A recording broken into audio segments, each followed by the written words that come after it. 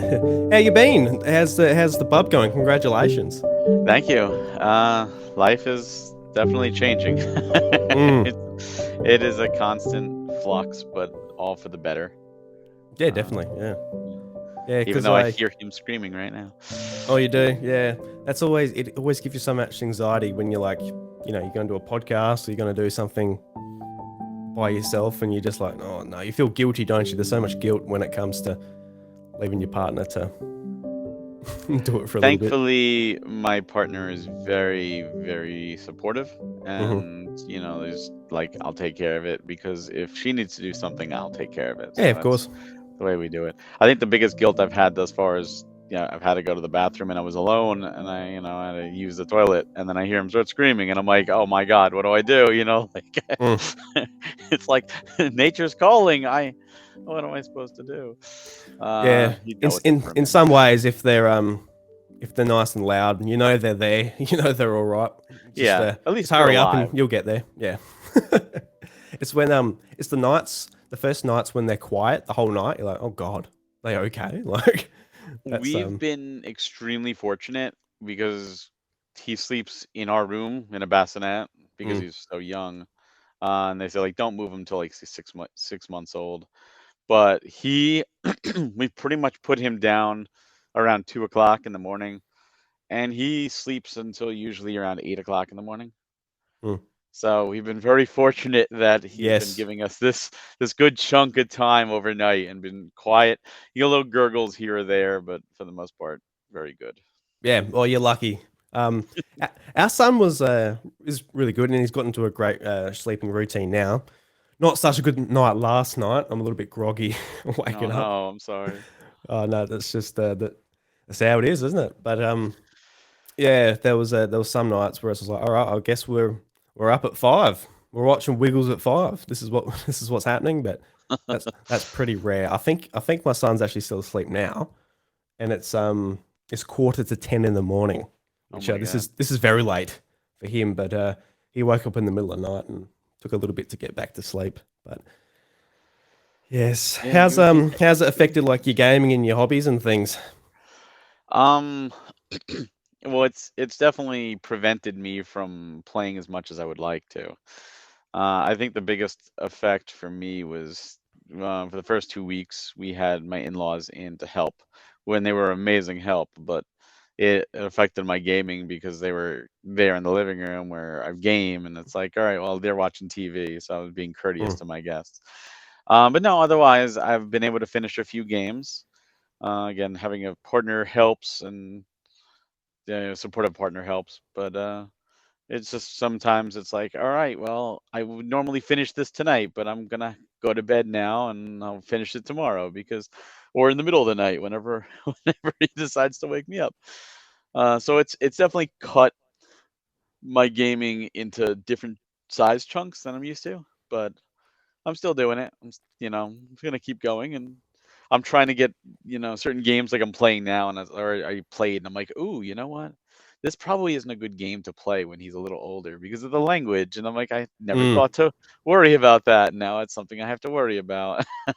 Yeah, I think I was watching the Xbox conference, and it just sort of like struck me. I'm like, I can't watch this around my son in a couple of years. Like this is like, obviously there's not all the games, but there was a few games in there. I'm like, yeah, this is pretty full on actually. But you're just sort of so used to it, just watching gaming content and stuff. Like a Call of Duty trailer, you're like, I can't actually bring this up. This is pretty horrific when you actually step back from Yeah, it. Yeah. and there's a lot of things that he won't know, or your son won't know either. Looking at, but it's a visual.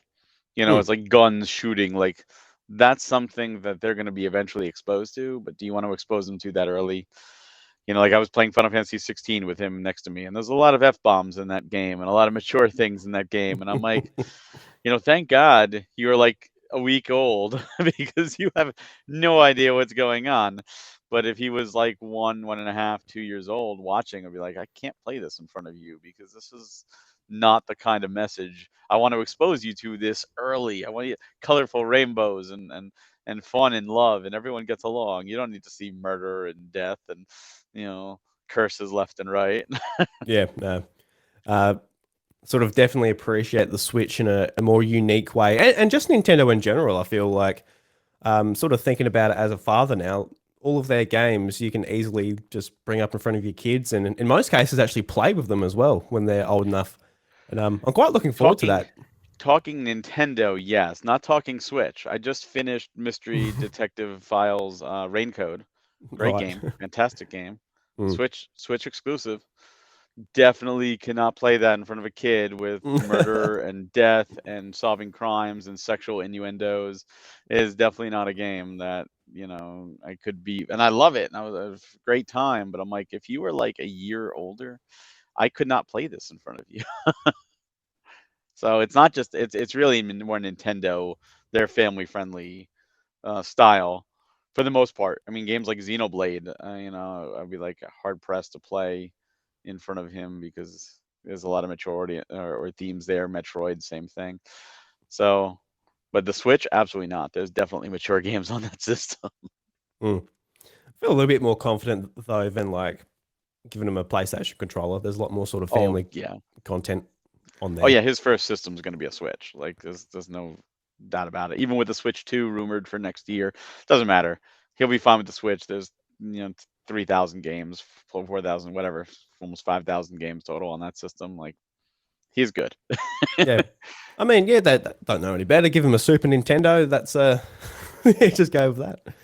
Even. Well, I would, but at the Switch with the NSO, I think Yeah, that's the yeah. easier way because they don't have to worry about the cartridges, especially that young, to be able to just the rewind feature is something that would make things a little easier.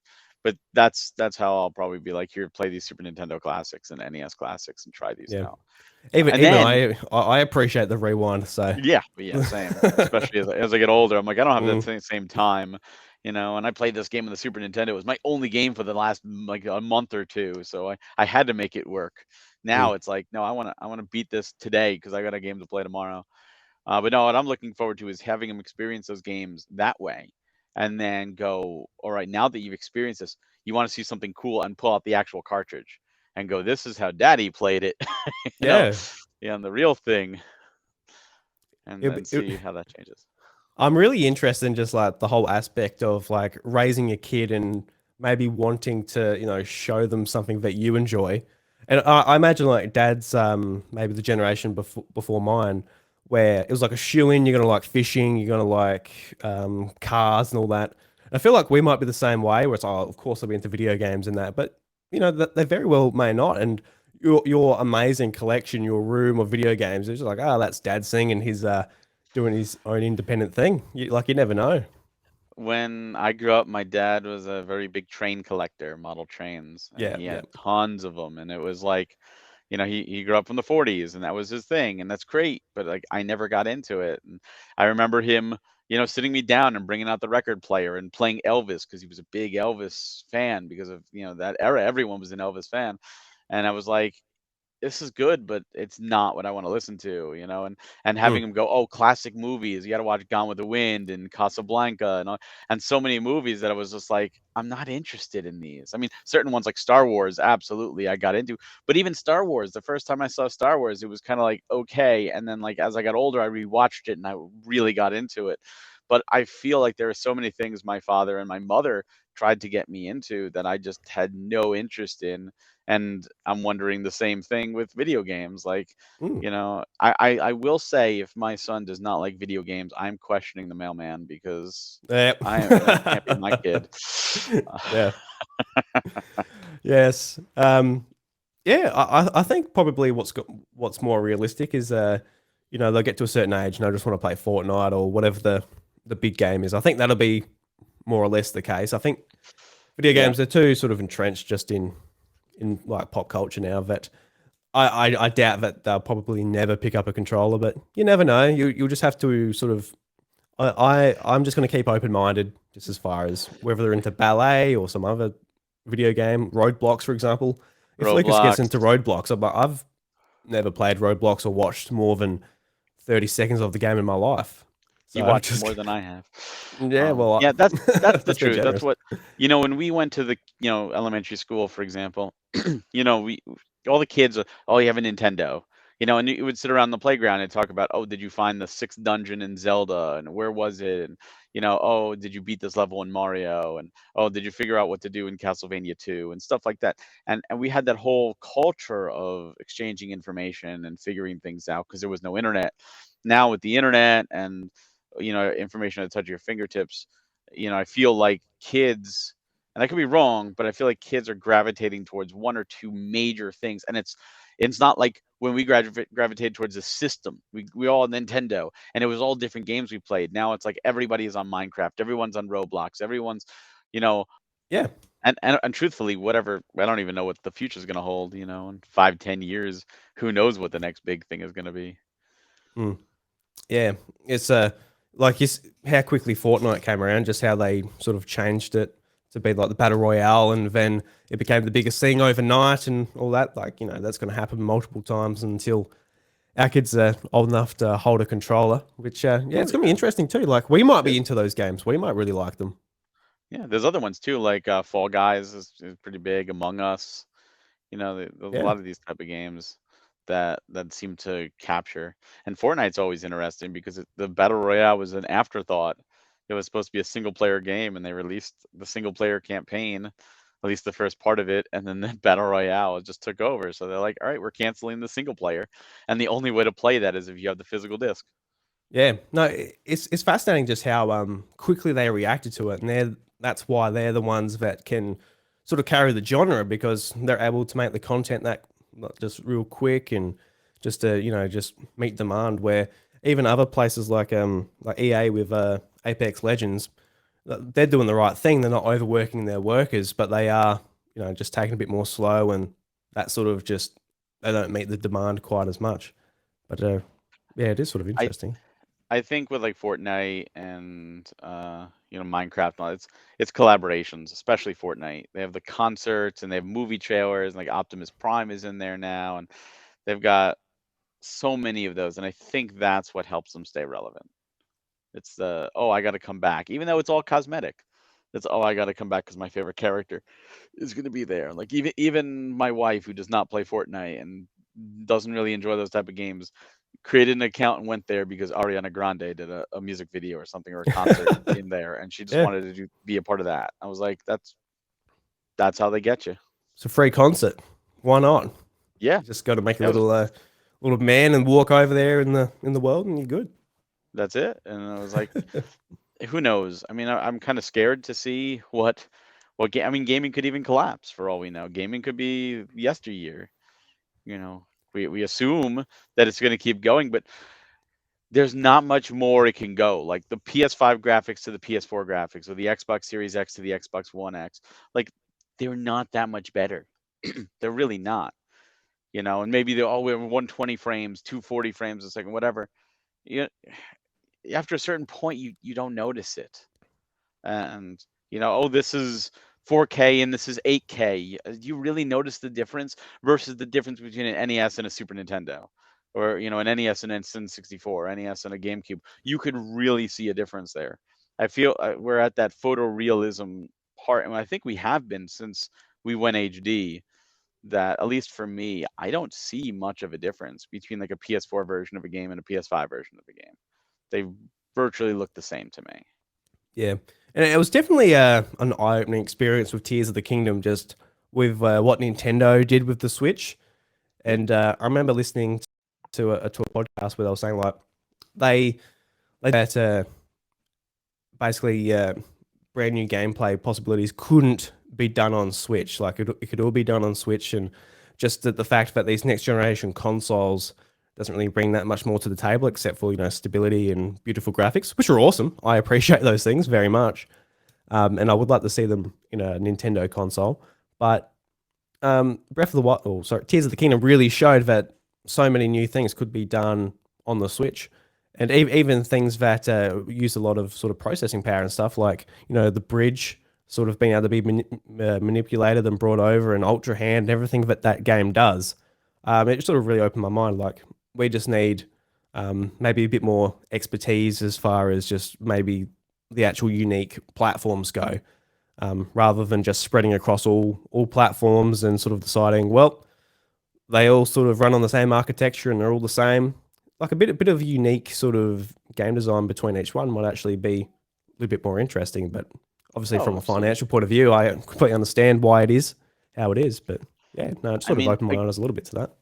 a game can only get so pretty, and can only run so quickly. But if it's not good, if it doesn't play well, who cares? It's got to Yeah, play well. And like I've seen so many people like, oh, $70 for a game on a system from 2017. Oh no, I would never pay that. And it's like, okay, well then you're missing out because I got way more hours out of Tears of the Kingdom than I did out of plenty of games that are on PS5 and Xbox Series X. Tons of them. Uh, Pretty and current gen doesn't necessarily equate to good or worth money. And I think games like Mario Maker, when that game came out, it was a real eye opening about how anybody can design a game is correct, but not everybody can design a good game because there are tons of terrible Mario Maker levels, tons of them. And it really makes you appreciate what Nintendo was able to do with their levels. And like you said, Tears of the Kingdom was baffling other developers. Like, how do they do this? And on the Switch, and it's like there's there's more to it than pretty graphics. And unfortunately, some people that's all they see. And I don't know how much prettier we can get. I mean, it's going to get to the point that people are going to like walk outside and go, "Oh, look at that person. Their graphics on them suck." It's like, but you can't get more realistic than real. I remember, I think it was like the Dreamcast. Someone had a Dreamcast hooked up in like a store, and they were playing one of the sports games. And a patron came into the store and thought it was a legit real game. Thought it was a game on TV. Didn't realize it was a video game. That was the Dreamcast. That was 1999. Mm. Right? It's 2023. Graphics have improved. They can't get much better. They really can't. Oh well, this bottle on the table that's in the background, instead of having 50 polygons, now has 150. I don't care. It's a bottle on the back of the. It could not even be there. It wouldn't matter. How much more do you need? Is it going to change the gameplay? No, probably not.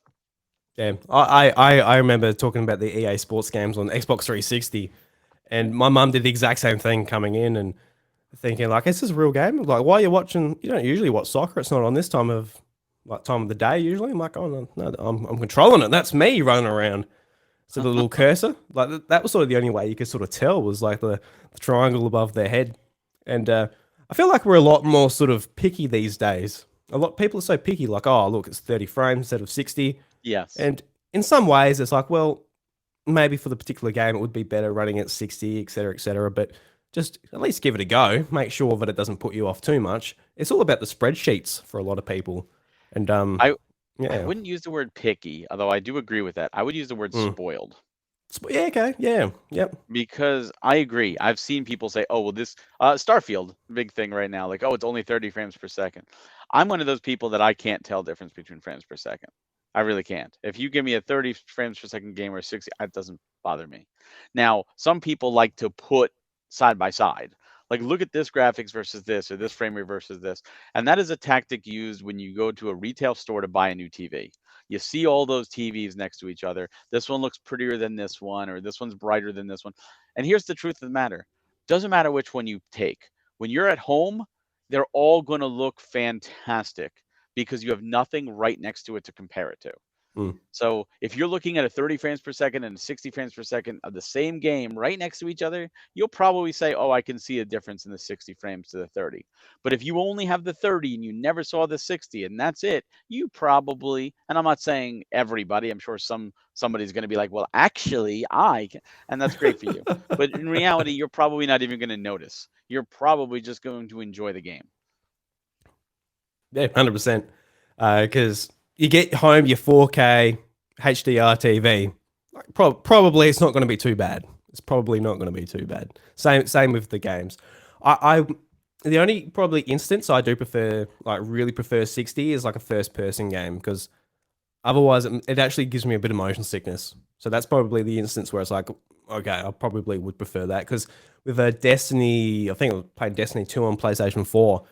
I could notice it straight away. And usually I can't. see frames all that well, but just yeah, it made me like a little bit sick. I remember playing BioShock on 360 as well. I had like still like an old CRT TV, and I couldn't see the text, and the frame rate must have been whack because I was so sick I couldn't play it. And you know what? So You're probably right some there. instances like that, yeah. I don't usually play first person games. But I can tell you I played the hell out of GoldenEye growing up as in high school.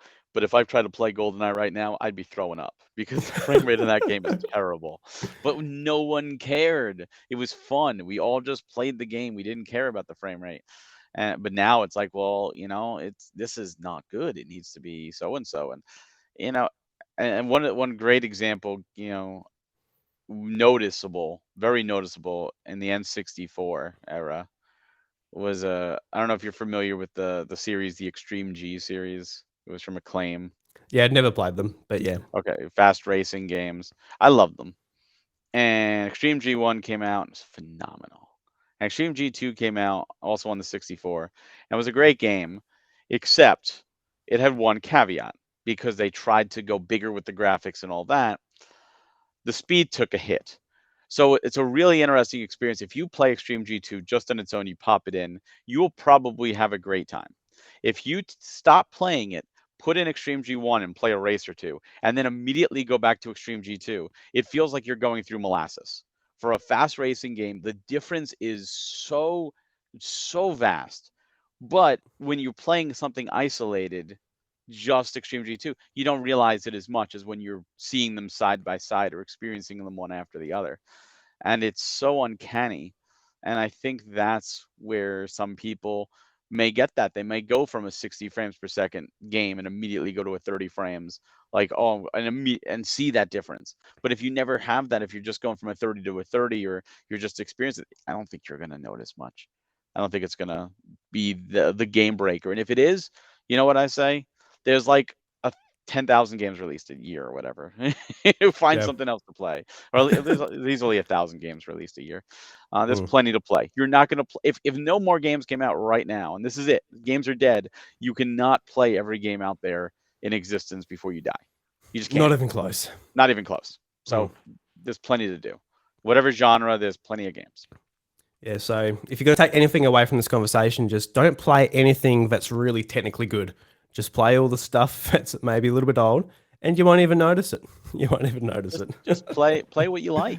And you can be critical, but you know you might miss out on a great experience because you're overly critical. Yes. You just you just realize that there's some sacrifices that have to be made. There's you pay for convenience or you pay for ease or port, and especially like with a lot of games where they have like 60 frames per second but 1080p or 30 frames per second with 4K or something like there's a performance versus uh you know the graphical modes, and they make you choose. So you got to pick. What do you pick? What do you feel like picking? And I often pick the pretty one with the 30 frames a second because it's like, well, I can't really notice the difference between the frames, but at least I can get a prettier image, even if it may not noticeable difference. Mm. Yeah, that's fair enough. Yeah, because what type of TV do you use like typically for your consoles? I'm using an 8K LED Oh TV. wow. Yeah. Okay. Yeah. So you'll want it to be as high resolution as possible to try and even get a little I bit close to the 8K. my wife and I decided back in 2020 when everything shut down, if we're going to be watching movies at home and we're going to be at home, and we didn't know how long the pandemic was going to last, so we figured for Christmas, let's get ourselves a nice TV and sound system for the living room that we can enjoy and other people who come over can enjoy. And yeah, so everything I play, even the Switch, is upscaled to 8K. It's not real 8K because nothing out is in 8K at this Mm. point. It doesn't exist. So everything is upscaled, but everything looks pretty on my TV. So I bet it Switch games does. look beautiful. PS5 games look beautiful. Series X games look beautiful. 4K, and what the thing is, even an Ultra HD DVD or Blu-ray and regular Blu-ray and a regular DVD look fine. Like an old TV show on DVD, I can tell obviously it's standard definition, but it doesn't phase me. I can watch old cartoons just fine. I think most people can. It doesn't need to be HD. Yeah, You know, no, for they're not sure. going to refilm the old like Looney Tunes in HD. Like, you just watch them because they're from the 40s. Enjoy them. Yeah, I only got my first 4K TV last year, and it's only a 42 inch. So I've just got it on a little gaming trolley. So I want it to be nice and small. But Yeah. yeah, I've only got the one 4K TV, and it looks very nice. But Oh, I don't know how it is in Australia, but at least in the States here, it's almost impossible to not get a 4K TV. Like, it is every here too. TV Yeah, is 4K, like, yeah, or 8K. But you know, it's like you really have to struggle to find a 1080p. Like, it's and 4K are a dime a dozen. They're like, oh, it's $150 gets you a 4K TV today. So it's like it's nothing. And that's the case. And everything's going to move to 8K. And then they're going to be snobs like, oh, you're only playing in 4K. You know, that there's nothing filmed. There's nothing for it. You know, it just now we're getting movies on Ultra HD, and we're getting higher definition streams, and if your area supports it, you know, and TV shows are being filmed, you know, in 4K, but that's only recent stuff. You know, it's like when everything went digital. Oh my God, it's going digital instead of analog, or the HD channels. You know, this is TNT HD. Like most things still weren't HD. yeah, mm. Yeah. Because on the box of the PlayStation 5, it always made me laugh how it says 8K. It's like, all right, I'll utilize that in 5 years, I guess, for I the I for mean, some video playback. even if I haven't checked the box of the PS5, but even if the PS5 is 8K compatible, none of the games released are in 8K, so it No, doesn't matter. It's no. future proofing. It's like the Switch has an SD card for the storage, and it can go up to 2 terabytes. It can read up to 2 terabyte cards. Their 2 terabyte SD cards don't exist. It can read up to it, which is great. It's future proofing it, but those don't exist. And when they eventually do, no one's going to buy one for a Switch right away because they're going to be stupid expensive. Mm. Yeah, I held off for a long time, and now I've got a couple of them because now they've gone down in price for the 1 terabyte versions. So I don't even have a terabyte. I think 512 is what I have. yeah, yeah, But and and I there's got a couple. it's great to future proof. I Mm. think all companies should absolutely future proof. And that's like one of the reasons we went for the TV because we know it's not now, but when that comes out, we can take advantage of it. Future proofing is a great idea, but it shouldn't be the be all end all. It shouldn't be, oh well, it has to be 8K now. Because that's what's gonna happen. The first game that's done in 8K, they're gonna make a big deal about it. It's gonna be the selling point of the game. It could be a terrible game. But if people are gonna play that and immediately you're gonna see comments like, oh, now that I played this, I can't play a 4K game. It's only in 4K. It's like that's where I goes to the spoiled comment. The entitled, the spoiled, like get over it. Come on, stop Mm. it. It's Then interesting enjoy talking. playing the one game. Yeah, yeah. No, it's interesting talking about sort of all the technology because I'm keen to talk about what you would like from a next generation Nintendo console. But before we do that, I should probably intro the show, intro you. So everybody, welcome to Sleepover at the House of Mario. Today we got Barry Carenza staying over at the House of Mario. So I'm very thankful to Barry. We've already been talking for half an hour, so this has been great. Um, but I guess just let people know quickly who you are in case they've been listening for half an hour. And who is this man in my ears? Quite like him. Nice man. Yeah, after all this time, finally, let's do an intro. Uh, if you're still listening, thank you. But no, my name is Barry. I am a game analyst, a game collector. I'm one of the co-founding members of Premium Edition Games, where we release digital-only titles physically for the Nintendo Switch, the Sony PlayStation 4 and 5. I'm also part of the Nintendo Fuse team, where I do a podcast over there every other Monday and a bunch of other things. Just love video games and love looking at this in the industry and doing my best to make predictions. I'm not always 100%, so take any prediction with a grain of salt because like most people, I've made plenty of incorrect predictions. I get a few right every once in a Yeah, while. what are the ones you got right? Can you remember them?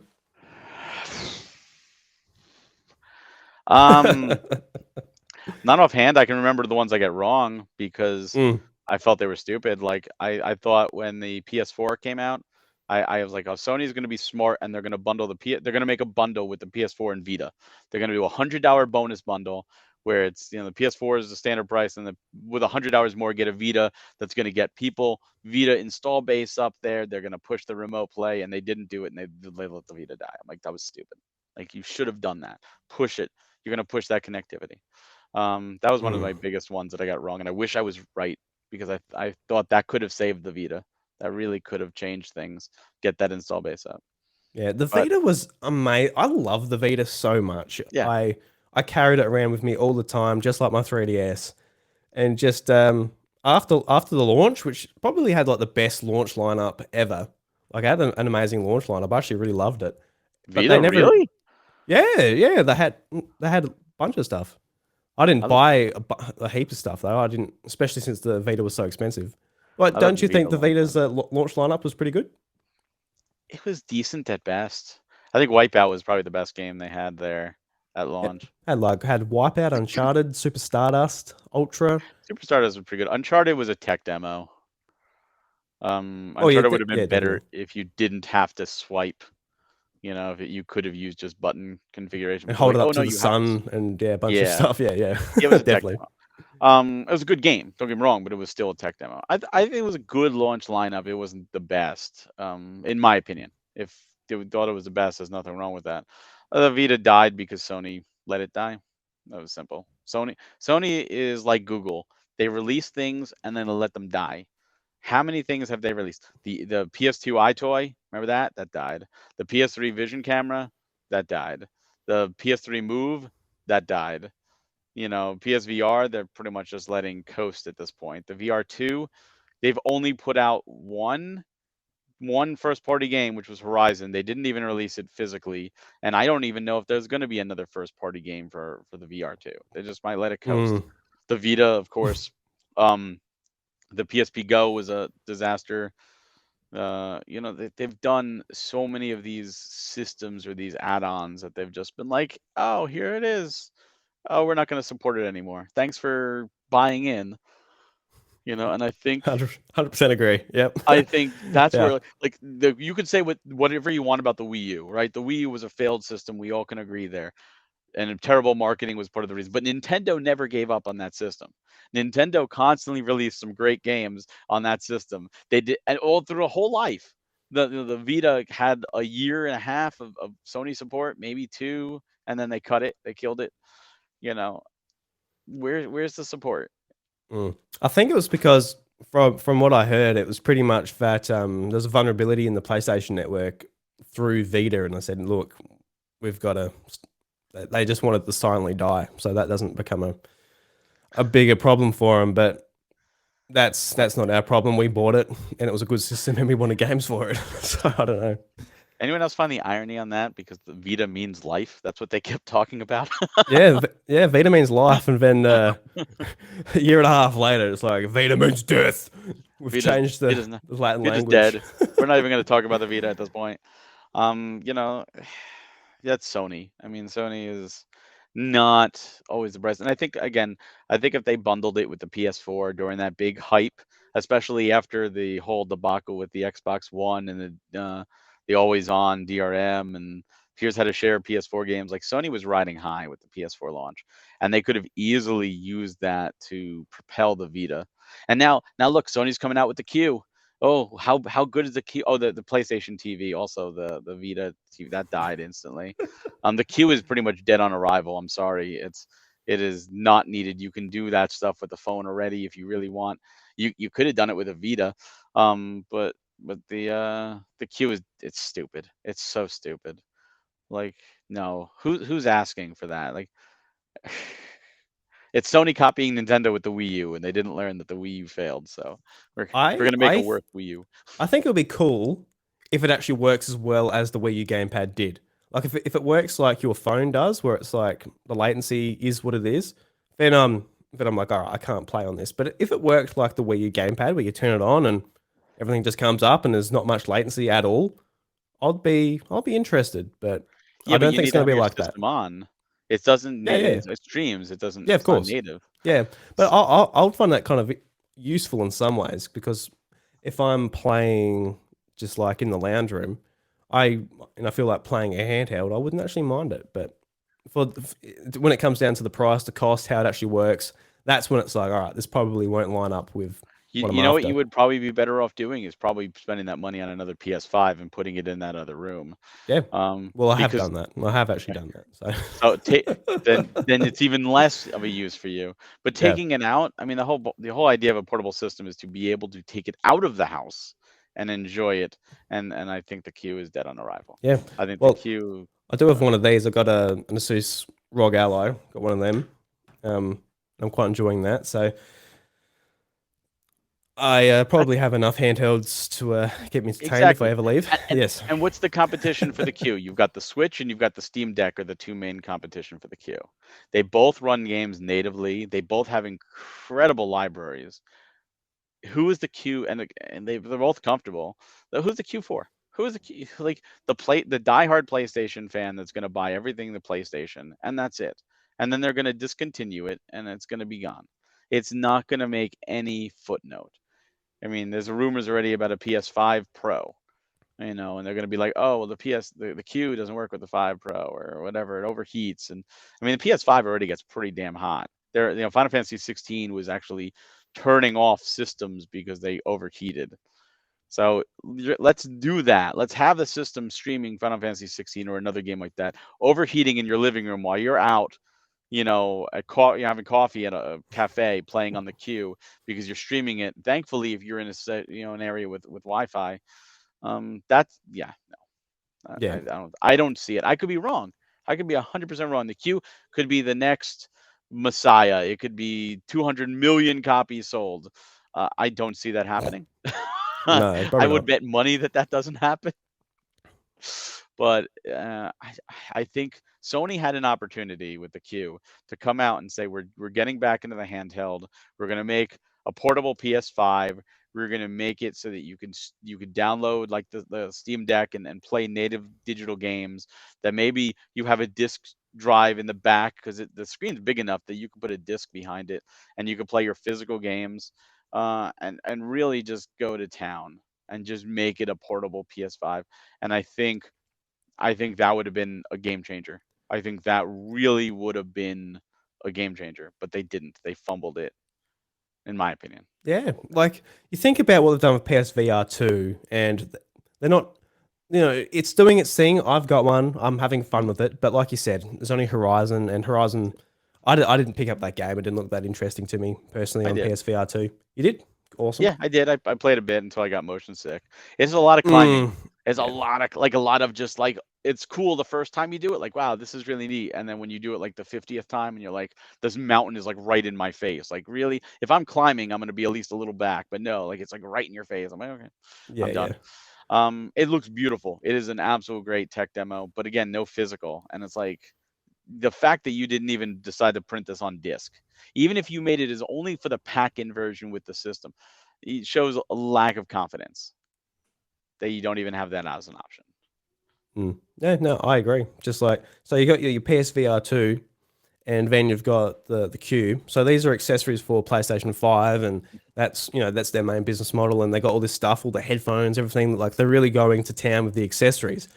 But I think like if they didn't do that and they put that money, resources, etc., into a handheld that played PS4 games, and already has an amazing library all the way back to 2013, and with like the rumored, next generation Nintendo console sort of, having the power roughly of a PlayStation 4 around there, say, it could actually be like an interesting way for Sony to compete in that market. They don't have to make unique games. They're not going to compete on,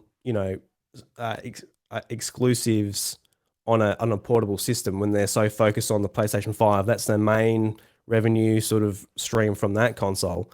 But they would at least have something there, and with already games to play on there. Yeah, And PS4 games are still coming out as well. it's still coming out. If Mm, if they did what you said, I think they would have been smart. If they were able to make a portable system that played the actual physical games to sell, you can use your existing library.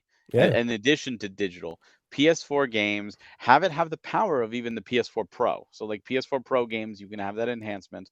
I think Sony would come in swinging for Yeah. two reasons. One, because this would be great for anybody who's either A, never experienced PS4 games, or B, he wants to keep playing them on the go because there's so many. You haven't played all the PS4 games. Yeah, it's impossible.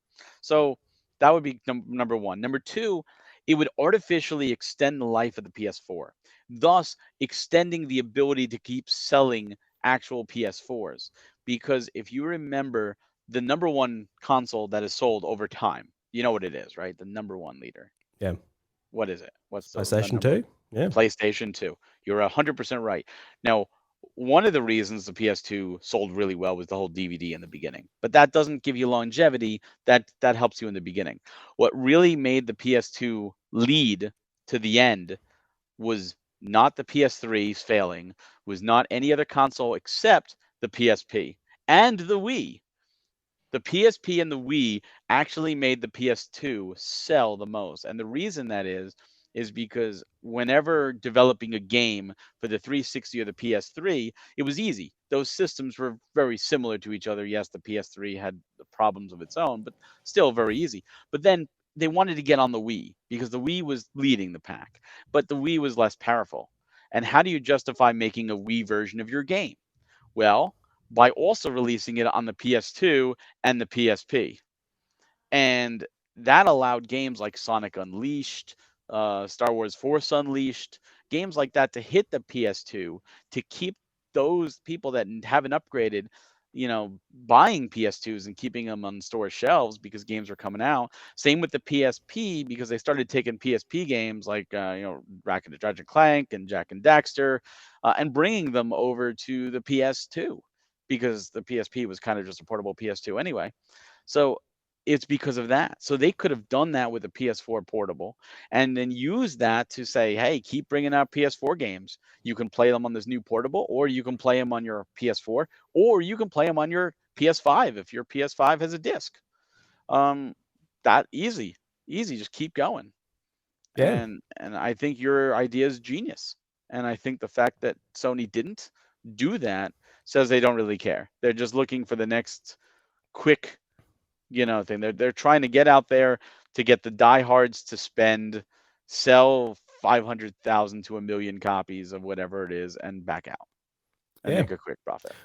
Yeah. It's just fascinating because, like, I'd be so excited to buy something like that. Yeah, I And would I think too. most would be. Yeah. I mean, that's where the Switch is so popular. Like, here's my prediction. I do think the Switch is going to become the number one best-selling system of all time. I do. You think he'll get there? Yeah. I think it's going to Mm. overtake the DS and overtake the PS2. And the reason I say that is the PS2 I think is 155 and the DS is 154 million. And the Switch they just said is like at 129. So it's at 129 million. We still have another holiday season to go. And then even if there's a Super Switch or Switch 2 or whatever next year, there's still a ton of people that are going to buy Switches, especially with it being, handheld as well. Each kid's going to want one. Your kid, you're going to say, oh, let me buy him a Switch 2 or I'm going to buy him a Switch. You're going to buy a Switch first because you got a ton of library to play with and it's going to be cheaper and they can reduce the price. And I think the Switch is going to continue going because of the games. Mario Wonder comes out later this year. That's going to sell systems. The Mario Kart, you can see a Mario Kart 8 bundle with all the packs are done, this holiday and doing that. That's going to sell systems. Zelda, of course, Tears of the Kingdom, they could do a holiday pack. They've got the games and the staying power to pull people in. Mario RPG is this year as well. And I think the Switch can do it. And I think the Switch can do it simply because people have multiple Switches. That's where and people had multiple PS2s because they bought them as DVD players. Um, so I do think the Switch can do it. That being said, with a new Switch coming out, I think Nintendo will keep the Switch alive for a while too. I Mm. think you're going to see for the first time, well, not for the first time, they did this with the NES and the SNES, where they had games on both systems. And the NES didn't die when the Super Nintendo came out. It lived as a third pillar with the Super Nintendo and the Game Boy. So I think you're going to see that. I think if anything, you're going to see them market the Switch more towards handheld and the Switch 2 more as a, even though it'll be probably hybrid as well, more like here's the dedicated gaming console. You're gonna get like the newest Call of Duty only on Switch 2, whatever. But there's going to be such a market for Switch and indies now with indie developers.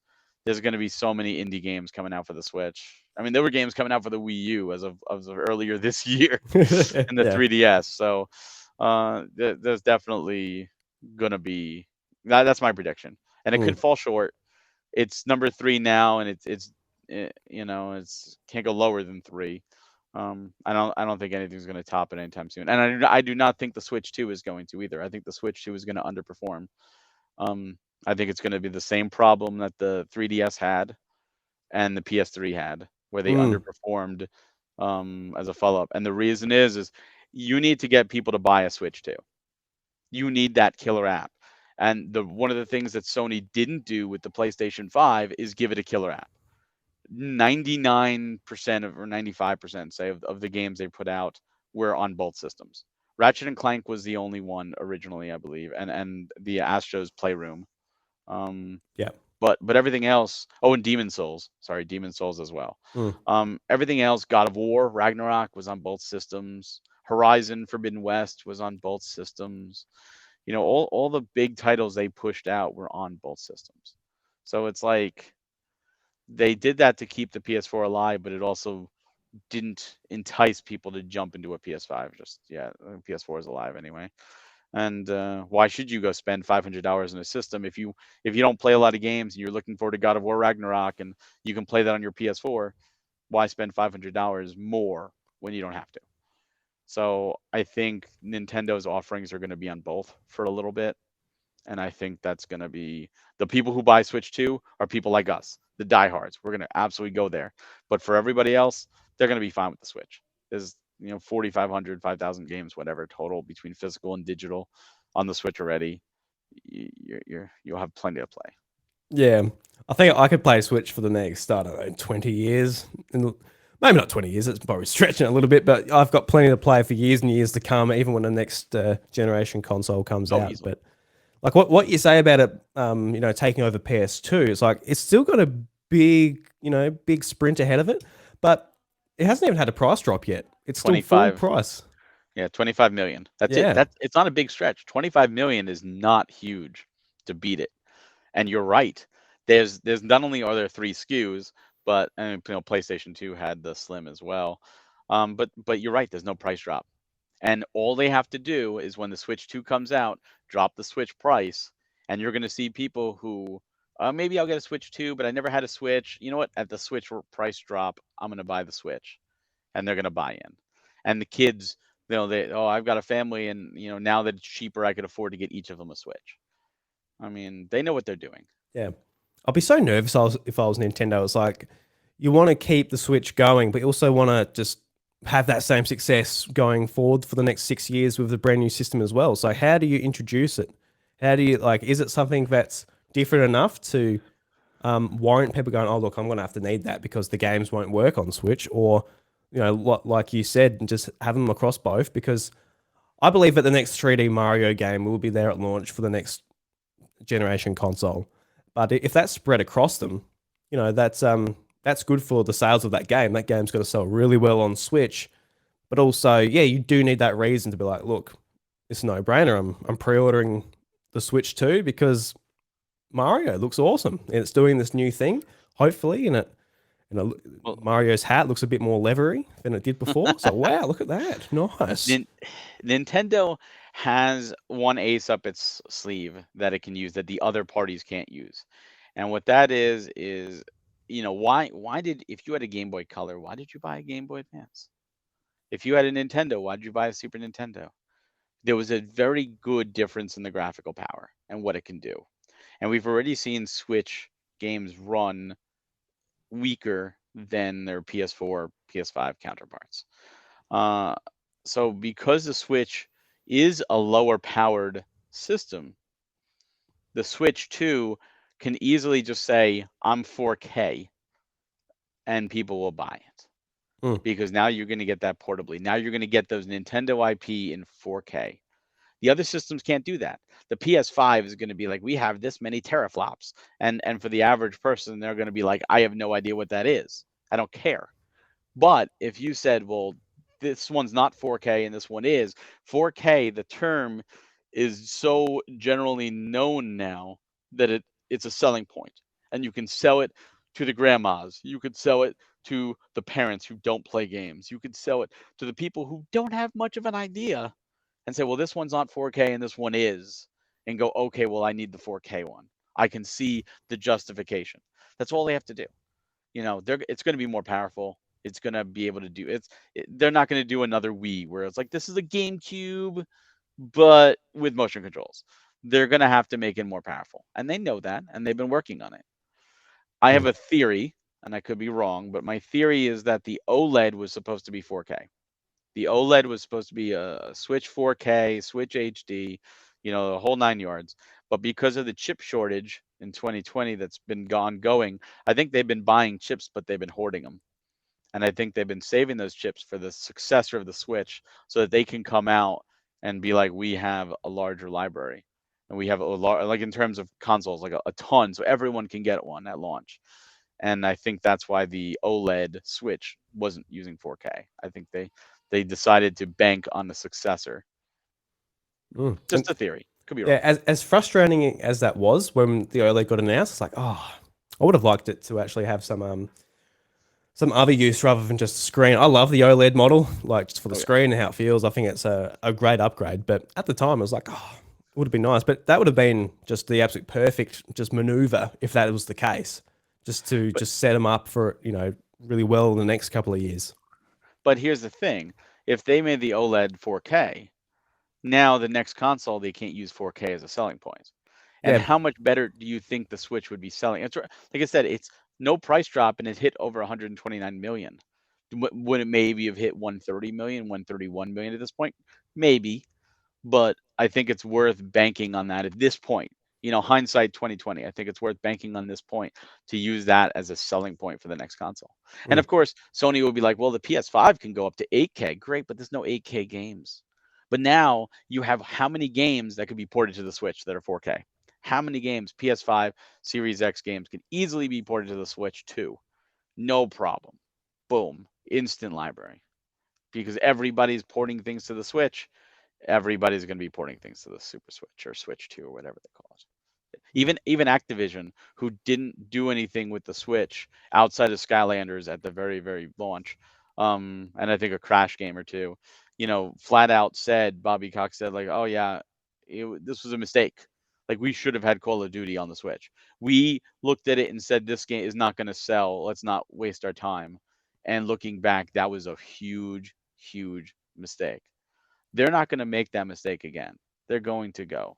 They're going to do it. Even EA, who's been notorious about, like, oh, I don't know if you remember the Wii U press conference at E3 when that was first announced. EA was Sure on do. the stage. They were there. We are going to support the Uh, Wii U, and we're there. Blah blah blah. They supported it for like 5 games, and that then they man was dropped the Wii. so jet lagged. Oh yeah, He's just up there rambling about his son, like, yeah, I called him Luigi. I love Nintendo. yeah. And EA kind of disappeared. And EA, what do they get? They get the FIFA Legacy Edition. That's it. Mm, Like, where's Madden? Why hasn't Madden been on this? Because you're using the Frostbite engine. Screw that. This system has sold 129 million units without a Madden. Think about that. 129 million units without a Madden. Like that, without a Call of Duty. yeah, yeah, Like, think about if it had those games. Like, it would just print money. So now that this deal with Microsoft and Activision goes through, Microsoft has already promised Call of Duty to Nintendo for the next 10 years. So those gamers now have a new avenue in the future. And if EA is smart, they'll be get Madden. And maybe Frostbite doesn't work on the Switch, but with the Switch 2 with 4K, you know what? Let's start to get those. I'm not a sports fan. I like, in terms of a gamer. I don't play those games. I don't buy those games. But I understand there's a lot of people that do. mm, And I know that that is one of the big things that they can get if they make a switch to 4K, and that's their selling point. It's all they have to do. All they have to do. Yeah, Because you, especially for EA and like those companies, people will buy it twice because there's no other yep, way to play Madden really on the go, yep. like console quality. There's probably an iPhone version, I assume, but yeah, just like I think for me, I'd be happy to buy some games twice. Like if I want them on my PS5 or PC, like in like really nice looking when I'm at home. But I'd happily buy a few games also on a portable to take with me, especially with cross save and everything that the modern era is sort of brought in. I'd quite enjoy that. So I think a lot of people would actually feel like that because I think you can point to Switch and be like, why would you want to play Call of Duty on Switch? It's like, well, you wouldn't maybe when you're at home necessarily, but you'll be quite happy to chuck it on in your bag and do a few rounds when you're out and about. But you can also play it at home. And I mean, if you don't Yeah, care, if the frames per second are fine, who cares what the graphics look like if you're having fun? yeah, and a smaller screen too. It definitely helps. Well, no, I'm saying if you're playing it like docked on your big Yeah, okay, TV, yeah. maybe it doesn't look as pretty, but you're still playing the same game. You're getting two games for the price of one, as long as the frames per second are there. Like you said, and the Switch can do that. The Switch can do a lot of things when done properly. Look at what Panic Button's been able to do. Look at what Mm, Nintendo themselves are able to do. Tears of the Kingdom, Xenoblade 3. Don't tell me the Switch can't handle games because it absolutely can. They just have to be made for it. And not every game is going to, port it over is going to work, unfortunately. mm. So if we lived in a perfect world and Barry got exactly what he wanted, what would you want out of a Switch successor? Are you looking forward just like I assume you want a hybrid model, the same, but what sort of features would you like added to it, and what price would you like to pay for it for? I guess the level of technicality that you get with I it. mean, I'd love for it to just be delivered to my door for free if I have to pay Hmm. for, the price I like to pay for. Realistically, um, 350 to 400, I think is, Similar I don't price, think they yep. can go higher than 400. What I would like is for free, of course, like anybody. Yeah, just give it Um, to us. just give it to us. Easy Make way your to money get a back. huge install base. But no, I mean, I do think they're going to do a hybrid model again. I, you know, Yes. Normally they've had a portable and a console, and since they switched to this is the future for Nintendo. So hybrid, of course, again has to have backwards compatibility. I think if it does not have a spot to put Switch cartridges in there and to be able to play your digital Switch games, I think they're shooting themselves in the foot. Like it absolutely has to have backwards compatibility. Um, I do want to see physical media continue. I do want the carts to be bigger, the physical carts. I think they need to hold not in terms of size, but in terms of Mm, memory. I want to see, really good because right now Switch carts, the cheapest one at 2 GB is $8 each, which yeah. is expensive. I want to see the carts come down in price for the publishers to be able to use, as well as have them hold more storage. Especially if they're making 4K games. My God. Yes, Yes. exactly. 4K absolutely has to be 4K. It's not going to be more than that. It's got to, I'd like to see it go up to at least 120, frames per second, just to be able to push that out there. At least docked. Portable, I could see 60 frames being the cap. OLED screen on the thing. I think I'm spoiled by the OLED. It's got to be an OLED. Yes. It could be the exact same size as the Switch OLED. It doesn't need to be a bigger screen. I think that's a good size screen. The Joy Cons are most likely coming back, or they're going to do some kind of new Joy Cons. But the ability to just be able to take them off and have two people play games like Mario Kart is just a big selling point. Uh, I think it has to have stable internet. I think the launch units, the Wi-Fi was really bad. Yeah. Like I was constantly getting disconnected. I haven't had that issue with the OLED, so it's got to be really good out of the gate. I'd love to see them fix their online servers, but that's a Nintendo problem. That's not a Switch successor problem. Mm, yeah. Uh, Don't get your hopes up about that one. yeah, I'd like to see them bring more classic games. If they're gonna keep the NSO model, and they already stated like it's gonna carry over to the next system. Bring more games than what they have. Like the library is great, but I want to see more Nintendo, more Super Nintendo, more Game Boy. Love it at a faster rate. I'd like to see them bring over more things from Japan. There's a lot of great Hmm. games, even from Nintendo, than the NES and the SNES and the Game Boy, that we never got, at least here in the States, or even in the West entirely, and bring those over. If we never played them before, they're new to us. They did that with the GBA they launched here in the States with Kurokurum, and we never got that here. It was the European version, Hmm. and like, great, give us more of that. Sin and Punishments on the N64, we never got that other than the Wii Virtual Console, but still the Japanese version. Give us more of those. Disaster Day of Crisis on the Wii, we never got. Give us that. Like I'd like to see more of that preserved, more of that brought over, and that's really. I mean, I would be happy with that. Plus of course older franchises, like give me a new Star Tropics, give me a new F-Zero, give me a good new Star Fox, not Zero. Or if you're gonna bring a Zero, at least fix it. Yeah. Yeah, maybe you get to use your phone as the second controller Oh instead of the no, gamepad. Just no, really, no yeah. second controller, no second screen. Just give us a one screen gameplay. I I think Nintendo's in a situation where they can really hit it out. And the biggest thing, marketing. If you're gonna call it something Switch, either call it a Switch 2, so people know, or something that defines it as a brand new console. Because don't repeat the Wii U, where everyone thought it was just a gamepad accessory to the Wii, and it sold like ass, and the marketing was terrible. Make it clear. Don't make a press conference just to explain that. No, we spent an hour talking about this controller. Now we have to spend another hour telling you that this controller doesn't go to the Wii. It goes to its own box. Show us the Switch 2 as a successor, and why we need it. No, that's it. I mean, it's not going to launch with a Zelda game. Tears of the Kingdom just came out. It's way too soon. 3D Mario has a chance because the Odyssey team has been working. Um, but and obviously 2D Mario is out of the cards because Wonder's coming. Then it's going to be way too soon.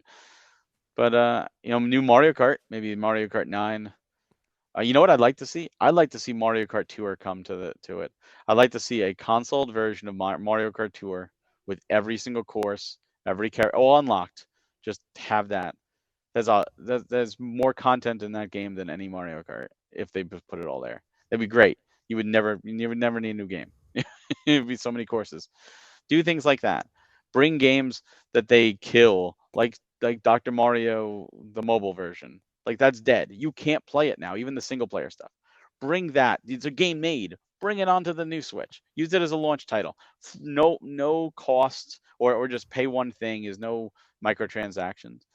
Because so many people shut off their mobile options. They're like, oh, I'm not going to play these games, and they're missed out on Nintendo IP that you can't play now.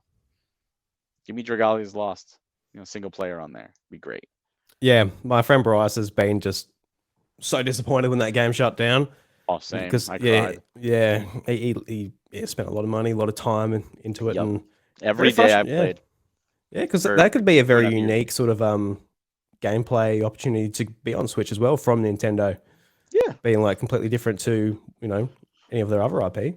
Well, the problem I think is, like, and this is where I like game preservation. When you have a game and you turn it off and you kill the ability for anyone to play it again, even if you already bought it, downloaded it, that's lost. It's gone. Why? What's the point?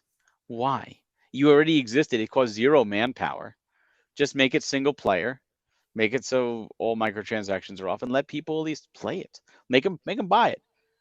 If you said Dr. Mario is $10 and it has everything on the iOS, people would just buy it to play Dr. Mario and enjoy those things. Now take that and bring it to the Switch Yeah. or In Switch 2. fact, that's when I would play it because I'm not paying microtransactions to just unlock more time and just all that Exactly. stuff. Yeah, that puts me off But now straight you away. can't even play it. It's Mm. gone. Those levels, you're gone. It's like all that hard work that those developers gone. Why? Why lose it? It exists. It doesn't cost you anything. You don't have a server to put it on. You host it on the iOS store. You put it on the Nintendo store. It's not going to be. You host Calculator on the iOS or on the Nintendo store. You can host your own Dr. Mario game. It's just so funny to me. Like, why? Why do you do that? It's like the Fire Emblem. I'm assuming you got it over there too, where they translated Fire Emblem 1 for the NES and they brought it here in English, Yeah, and then it's they're like, gone. "Oh, you can only play Mm. it on March 31st or March 30th or whatever," and then it's gone, and it still never came back, and it's like, why? Why did you make that so limited? It was a digital title.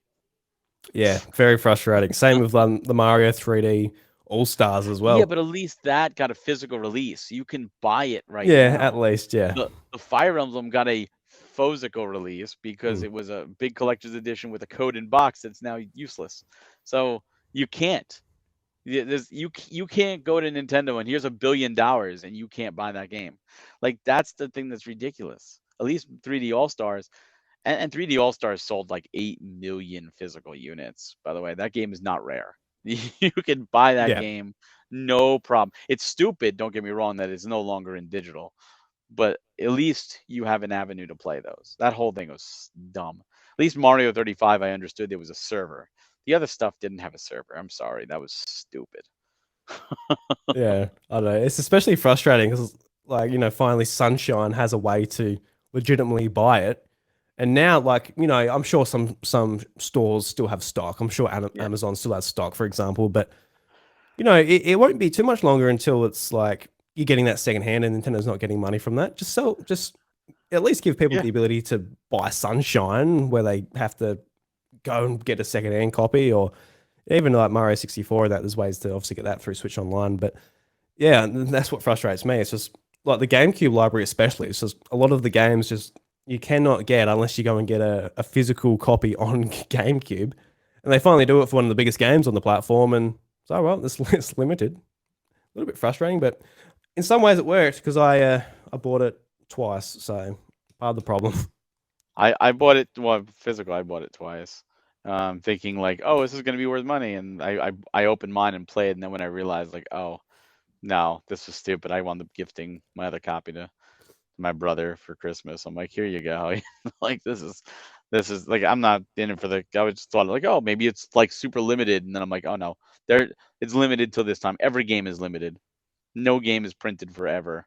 It eventually stops. So all they're doing is telling you when they're going to stop printing it. Yeah. I still remember Mario and Luigi Bowser's Inside Story on DS. Yep. I wanted to pick up that game in Australia, and they printed it literally for 2 weeks. And it was like a month after I could not find the game. I never got it on DS until I got it not long ago, probably, or a few years ago now, but on Facebook Marketplace, just a cartridge only. But yeah, just a lot of games, they are limited, but I think, yeah, like you said, I guess we are spoiled in some ways now where we can go to our platforms and be like, oh, I'll pick up well, Nintendo's a bad example, but maybe a PlayStation exclusive game from early PlayStation 4. You can go and get Killzone, for example. You go and buy that. Shadowfall. You go buy that online, but you won't be able to find a brand new printed copy. Yeah. Yeah. No, but I mean, when you're dealing with discs, it's so hard to scratch a Blu-ray that a pre-owned copy is going to be fine. Yeah. And the same with the Switch cartridges. Like you really have to try and destroy those things, and in which There's a case will, you'll there's a way. notice. I'm not saying it's impossible. I'm Yeah, just for saying. kids having them, I'm sure they'll find a way. They'll lick all that sour taste off of them or something. I mean that was smart, honestly. The whole Yeah. sour thing that made sense, especially having a kid now. I'm like, oh yeah, Mm. thank you for doing that. Is that the first thing you did? Is tried I taste never one? did. I Never did? No. never licked it. You're not an idiot like me. No, I did not because I was very I don't intrigued. want as a collector, I didn't want to Mm. damage any of my things, so I don't want my saliva on my cartridge label. You never went and just licked the whole like your collection just down the bookcase. Never tried Nope, that. never Fair tried enough. that. Yeah. Well, I just did it on the back. I wouldn't want to damage the label on the cartridge either. Just a little nip on the back, and my face just went bright red. I'm like, oh, like it. Yes, it's instant. It's instant. It's very strong. But it's very smart they do that because of choking hazards. Yeah. You know, all they need is one to get a lawsuit. Yeah. It's like, yeah.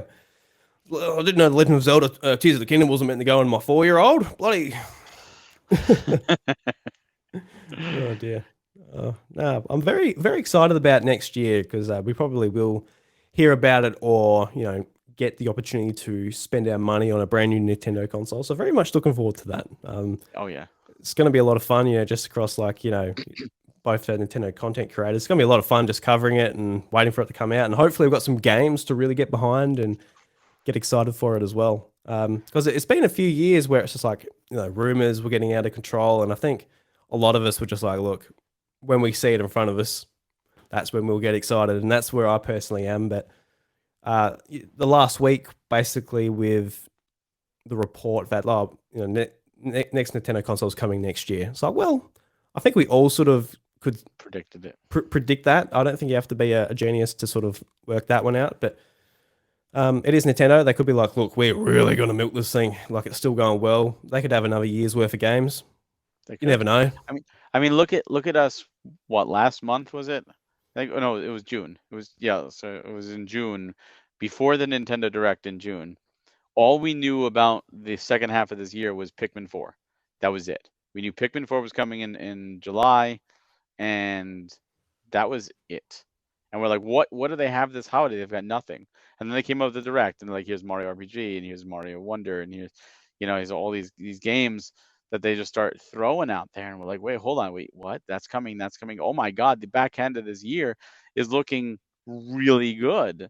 I'm like, where did this come from? This came out of nowhere. So of course they're keeping things close to their chest. We have no idea what next year is going to happen. And there's still games from the Wii U. Like how many times have we predicted like Twilight Princess and Wind Waker HD and Yes. Xenoblade X and stuff like this, games that can be ported over from the Wii U, and I fully expect them to eventually. And I think that's going to be part of the longevity of the Switch 1, is going to be like, all right, the Switch 2's out. What we're going to do, we're going to port some of these games, and we're going to use that to extend the Switch's life cycle. But you're going to have that nice little playable on Switch 2 as well on the car, the cover of the box. Uh, and that's, they could milk it, but they're not. I don't think they are. But we're not going to see anything until next year, because they want this holiday to be all about the Switch. And you announce in October, oh, there's a Switch 2 next year. That's going to kill your holiday sales. They don't want Yeah. to do that. They, They're they not going to cannot acknowledge do anything. they cannot do what they did with the Switch. It worked out well because the Wii U was literally Yeah, stopped dead. production. It was dead.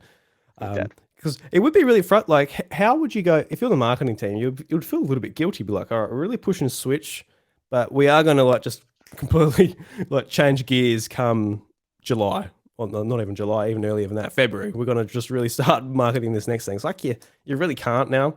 So yeah, they're going to have to go back to a more traditional time to But launch it, but which when makes a bit when more they sense. did that with the Wii U to the Switch, I mean, obviously they did that, the trailer in October, and then the big presentation in January, and the launch in March. The Wii U was dead, so it was easy to do. Yeah. With the And the marketing was, here's the Switch. We're not even going to acknowledge the Wii U. You need a Switch. Now, what I think the marketing is going to change to is, here's the Switch 2. Here's why you need the Switch 2. And one of the selling points is that it plays all Switch games, but the Switch is still available, and they're going to lower the price of the Switch to make it more appealing, and they're going to ride on that for a couple of years. Mm. The Switch is not going anywhere. Yeah. A The lot Switch slower transition. is going to be just like the PS4 and the Xbox. One, they lasted. I mean, they're still getting games. Xbox Series X games, most of them are also Xbox One games, right?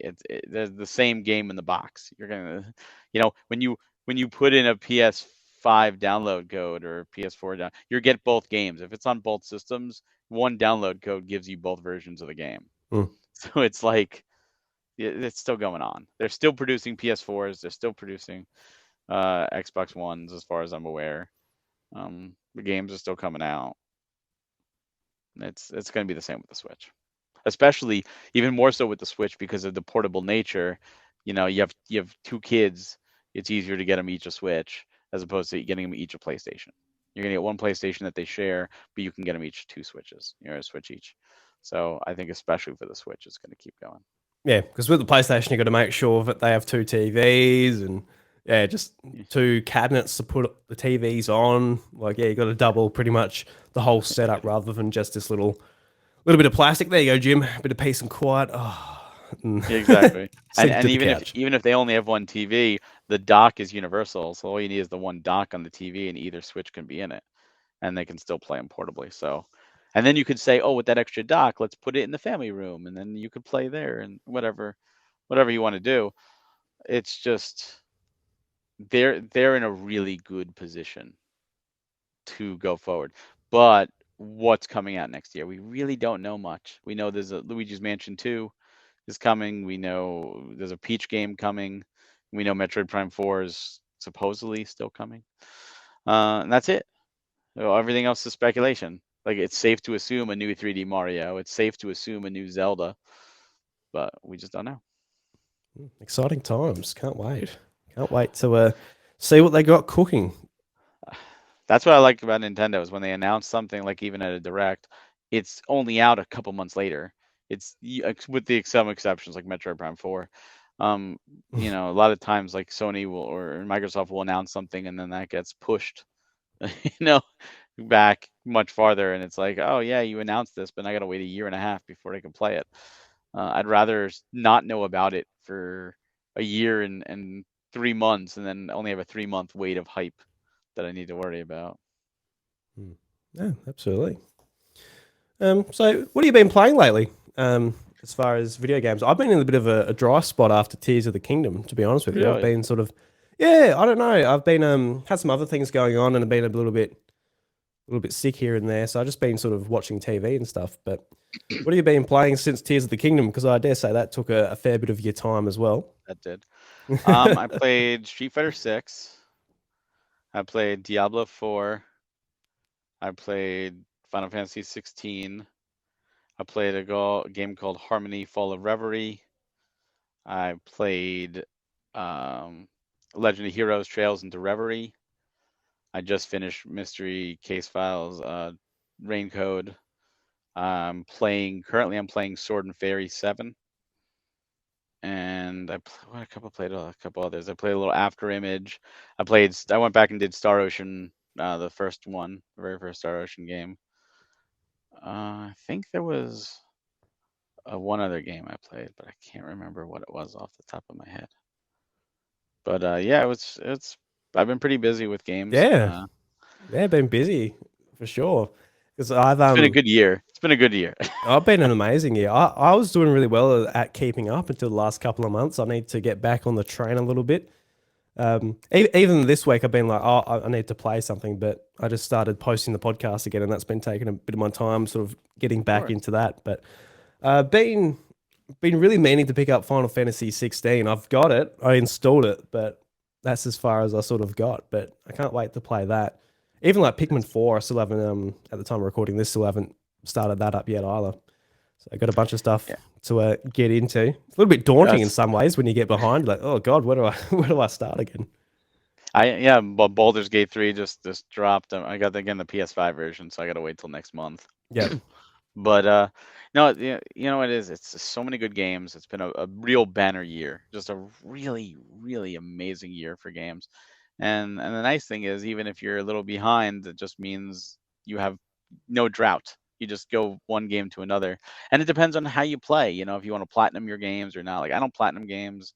I play games usually on the story difficulty. I just want to experience the story, experience the adventure. I don't usually go for 100%. Tears of the Kingdom is one of those exceptions where I did virtually everything. But yeah, it's just have fun. yeah. Because like yeah, for me with like Tears of the Kingdom coming out, that was May just blocked off. But even in June and July, like a bunch of stuff was coming out. Like still haven't gotten to it because I haven't got to anything like I've just mentioned. But like the Atelier Marie remake, I don't know Yeah, that just came out. if you gave that one a go. I was keen to try that one, a remake of the very first Atelier game. I Um, didn't. I have it. I didn't play it, but I did do Rise of 2 and 3 this year, and both of yep, those are good. yeah, I've still got to get through three, but 3 I is did so I good. did 1 and 2 this year as well, and I absolutely love those games. Oh, Um, 3 is the best. Like, the best 1 one, is the yeah, worst, and 3 is the best. yeah. It just gets better and better as it goes on. Yeah. I'm feeling, yeah. Are you watching the anime at the moment? I'm not. I plan to when it's all done, because Mm. I did 1 last year. I was gonna do 2 last year as well in preparation for 3, but then I didn't, and I did 2 and 3 back to back because 3 got delayed. Thank God, Oh because yeah, tell me about it. Bravely Yeah, Default. Oh, no, Octopath 2 and Kirby came out the same day. yeah, So I was like, oh, I could do Octopath 2, then Kirby, then I did Ryza 2, and then Ryza 3. And this whole year has just been like nonstop fire. Yeah. for When I was games. putting together my like release calendar, I'm like, huh, Kirby, Octopath Traveler, and Atelier came out the same day. It's like, yeah, Same right. day. It would have worked out well because if I pre-order the games, it's just one trip. But when you get home, where do you start? Yeah. Yeah. I did Octopath 2 first simply because I had done Kirby on the Wii. So I'm like, all right, I'm Yeah. gonna replay it for the Magalore bonus stuff, but I'm like, I'm gonna do the new game first. And yeah, this whole year has been nonstop. I don't think I've had, Fire Emblem Engage was earlier this year, Xenoblade 3 Future Redeemed was earlier this year, Trails into Azure was earlier this year. It's really been amazing. Like, and some surprises, like Street Fighter 6 surprised me because it's an RPG. I was like, when did this game become an RPG? Yeah. Like, it's got a great single player mode. Diablo 4, I hate that you had to be online, but it was really, really good. Had a lot of fun with it. And then some good DLC, like Mario and Rabbids has DLC that I haven't gone back to yet. And the Rayman comes out later this month, and I'm like, oh, I gotta go back and do those. And Mario Kart 8's been pumping out DLC, and it's just like so much, so much to do in so little time. Mm. Yeah. I was that far behind on my sort of games the last couple of months that like I didn't play the Mario Kart 8 DLC until like a week after. I'm usually right on that stuff. I'm like, I was sort of out of it for a little bit there. But what did you think of Final Fantasy 16? Because that's probably the one I'm really looking forward to getting into. What do you think of that? So I liked it. Uh, I wish it was turn based. I think some people love the combat. I think that totally was the weakest aspect because I miss having a party because it's just Mm. you and Clive is the only one you get to equip. You have party members in a sense, like people who tag along, but they don't, like, you can't equip them, you can't change their stats. You have to really worry about them. It's you and Torval, your dog. Um, but it's like that I thought was the weakest aspect because I loved, and there's still some party dynamics, but I love being able to equip and change the stats and all that stuff with your party members. The story was good, very Game of Thrones, very very dark medieval fantasy. It felt Western. It definitely felt more Western than typical Final Fantasy. And I thought overall it was above mid tier for me. Like it was probably it's in the top 10 for numbered. Is it number one? No. Is it the best one ever? No. You know, but it's good. Um, it's not better than 14, which Yoshi P also does, but I do recommend it. I do think it's worth playing. Uh, I do like the characters. I thought the idea of having the dominance and the characters actually being the primals was a cool idea. And some of the battles are spectacles, but it goes from like battles to cutscenes. Like you get a boss to like 10%, and then suddenly it's just a cutscene, and now you do quick time events to finish them off. Right. Just Yeah. so it's a Yeah. big spectacle. I'm like, okay, I can see that. I recommend it. I did not platinum, but I did do every side quest in the game that I encountered. I got, the best weapon, and yeah, it was a good time, and Nice. glad to see Final Fantasy back in there. But like I said, this year has just been like every major franchise has a new game: Zelda, Final Fantasy, Mario, Diablo, Street Fighter, Mortal Kombat. It's just like Instant Kirby. It's just like every single one. And there's 3 Legend of Heroes games this year, which is ridiculous in the best possible way. Uh, eh, I'm I'm just scared for like what can next year? How can next year possibly top this? And you can't. It's like 2017 to 2018. 2017 was a banger year, amazing, and then 2018 was good, but it's not going to hold a candle. Yeah. I'm gonna I have to don't. really sit down and try and compare it with 2017 once it's all wrapped up. Because 2017, in my eyes, especially with the Switch, that just bumped it up just that little bit Yeah. more. But yeah, that was an amazing year, and I got some of the games I cherished the most that year. Like even something for me, like, I'm a massive Gravity Rush fan. Speaking of Vita, earlier in the episode, Yeah. that's one of my favorite games, and got like a dream sequel of Gravity Rush 2, which we Yeah. you know could have never ever have gotten, and it got greenlit somehow. Thankfully, you got stuff like that, and obviously with Breath of the Wild Wild. and the Switch and Mario Odyssey and everything that came to Switch, and PlayStation had a great year as well. Yeah, Xenoblade Chronicles 2 and Mario Kart 8 Deluxe and yes, Arms and yes. Splatoon 2 and Mario and Rabbids and of course 1-2 Switch. Can't forget that. Oh, of course, of course. I had a lot of fun with 1-2 Switch. Can't lie, but yeah, I'll be interested to sit down. Like, has this year beaten it, or maybe just the whole It thing of has. Nintendo being back with a new console can't be I beaten? think Not sure. it's close, but I Mm, think it has. I think overall it it has. has, At least yeah. for me. Um, just because I think in 2017 there were franchises that I never really got into that I started to get into more after that, and then I was like, oh, now I Mm, appreciate these franchises more. And now it's like, oh, cool. Like I can play these, or they didn't even exist. Like Octopath Traveler 2 came out this year. Octopath Traveler didn't exist in 2017. So, yeah. the Bravely default games existed, but Octopath didn't. So it's like, okay, um, that's a new one. And then you're getting some other weird sequels. I think it's this year, maybe it's next year. Demon X Machina has a sequel coming out. Mm, Like who saw that one coming? But it's just a banger year, and we got a lot of ports too this year that I never thought in a million years we were gonna get, like Ghost Trick. Like what? We got that. We're getting the other three Phoenix Wright games, 4, 5, and 6. Like wait, what? Like those are coming over? Holy crap! Like these are games lost or previously lost on other systems, and I like seeing them come back. Like you said, the Ulterior Marie getting a remake, and I'd love to see it. There's a new Nobunaga Ambition game that just came out. It's too many. It's just impossible to play them all. And even like right now, like I said, I'm doing Sword and Fairy, which is like the Chinese Final Fantasy, and most of them never came here. Only mm. is the first one to officially get a release in the East or in the Yeah. West. I mean, Be interested to check that out. Are you playing on Switch or somewhere no, it's else? not on Switch. It's PS5 and 4. Okay. Yep. The sixth game is also on PS4. There's an Asian English release, but it actually got a US, at least for us, a US release, physical for 4 and 5 from Serenity Forge. And then there's a spin-off, Sword and Fairy In 2 is on the Switch. That's getting an Asian English release as well. Yep. But yeah, it's an action RPG series. It's all it's all English text. All the dialogue is in Chinese. But it's a very like based out of Chinese mythology. Beautiful game. Mm, Um, you know, is it as compelling? It's a little harder for me because like a lot of the Chinese names sound very similar. Like I don't know who. Like I like simple names. Like that's Bob. That's Steve. Okay, I know who.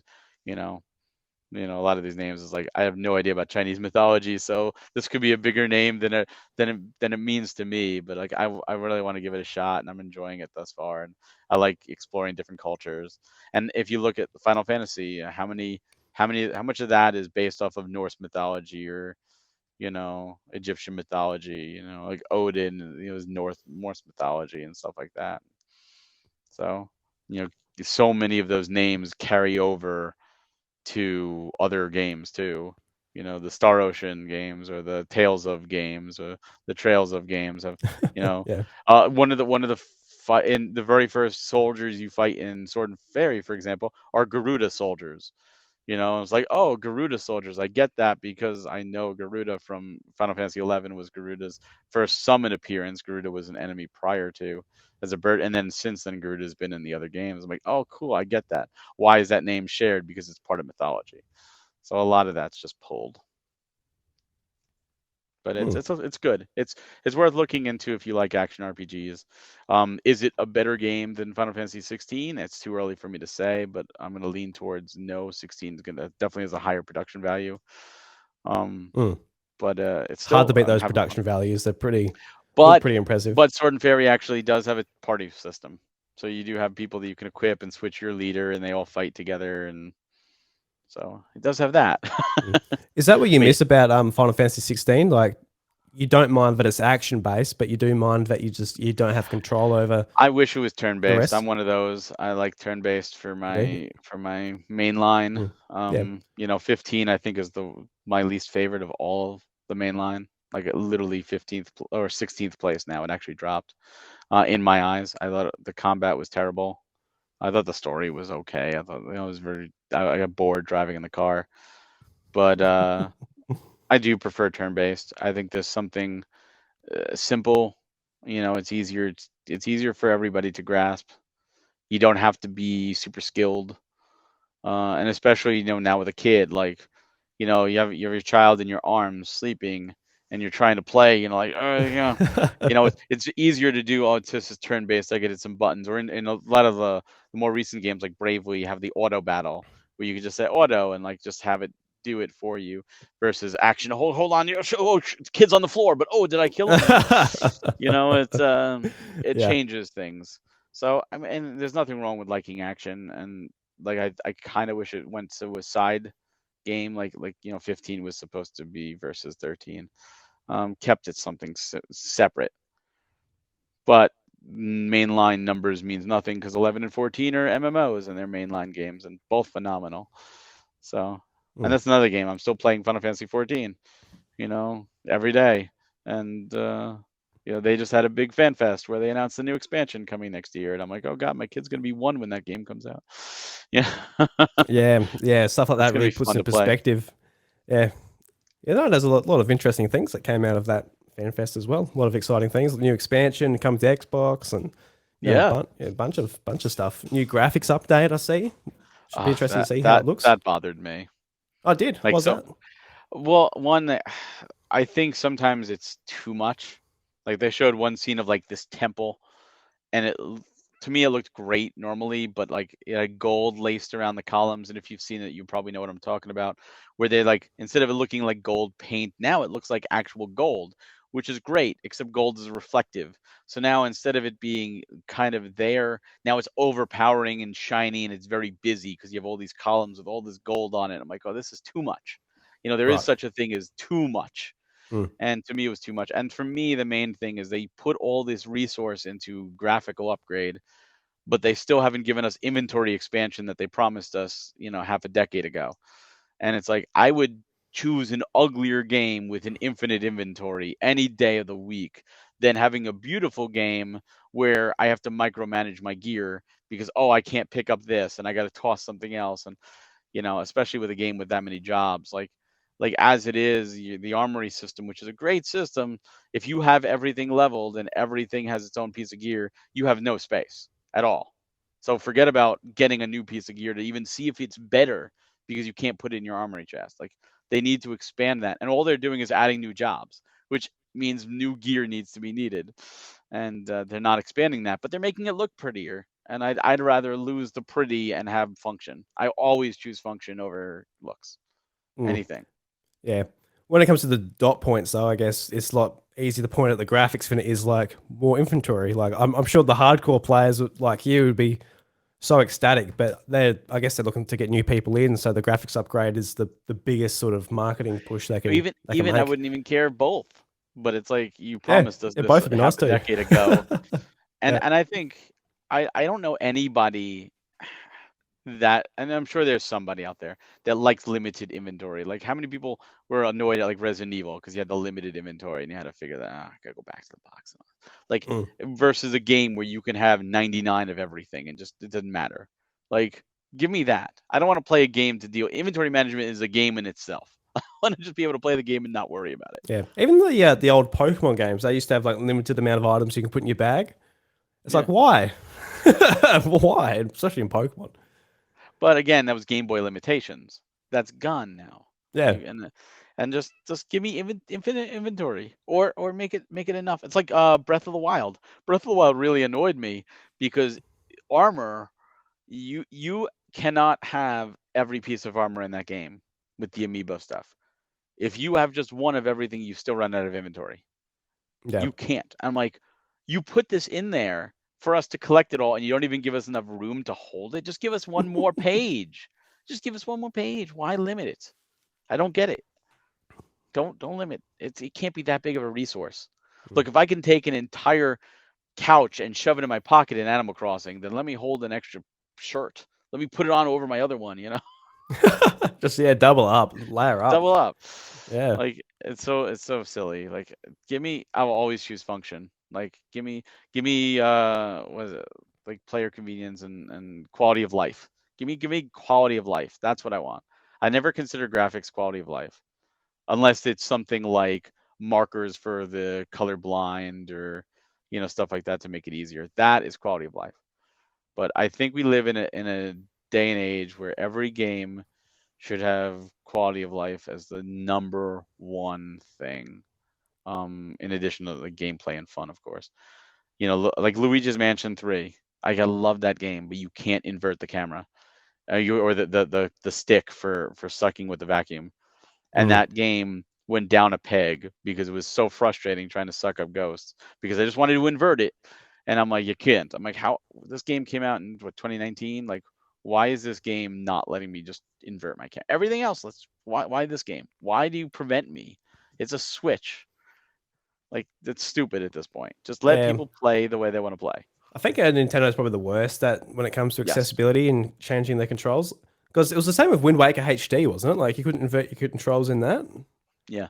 I don't play inverted, so I don't look for the feature. But from people that do, like yeah, it's so frustrating. Just be like if it was the other way around for me, where you couldn't change back, I'd be like, oh Christ, it would be just like it's so simple as well. It's not like it's you're adding some other feature into the game. It's just like Yeah. changing the input of the stick a bit.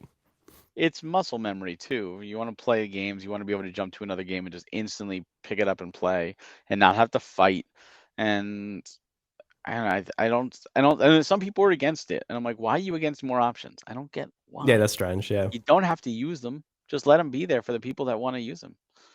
It's silly to me. Like every game should have things. Like Horizon Forbidden West had a feature where it actually highlighted where you can climb. Yeah. And when I played the first Horizon, I quit halfway through and had to go back to it years later because I played it right after Breath of the Wild, another 2017 game too. But I played Breath of the Wild, then I played Horizon. I'm like, Horizon, this is ass because I just want to climb everything because I did it for 200 hours in Breath of the Wild, and now I can't, and I got to find this one little rock that just happens to be a different color, and then I can maybe climb, and it was frustrating. So to have it all highlighted in Forbidden West, and I absolutely used that. I was like, oh, this is great. Did it look realistic? No, I didn't care. It was easier for me to just find where I need to climb or where to go, and it made the game more fun. Yeah. Yeah. But you don't have to use it. Yeah. Same with like Last of Us Part 2, like a bunch of accessibility stuff was in that. And they're putting it in for people with like, with poor eyesight, stuff like this that, I've got good eyesight. I don't necessarily need that.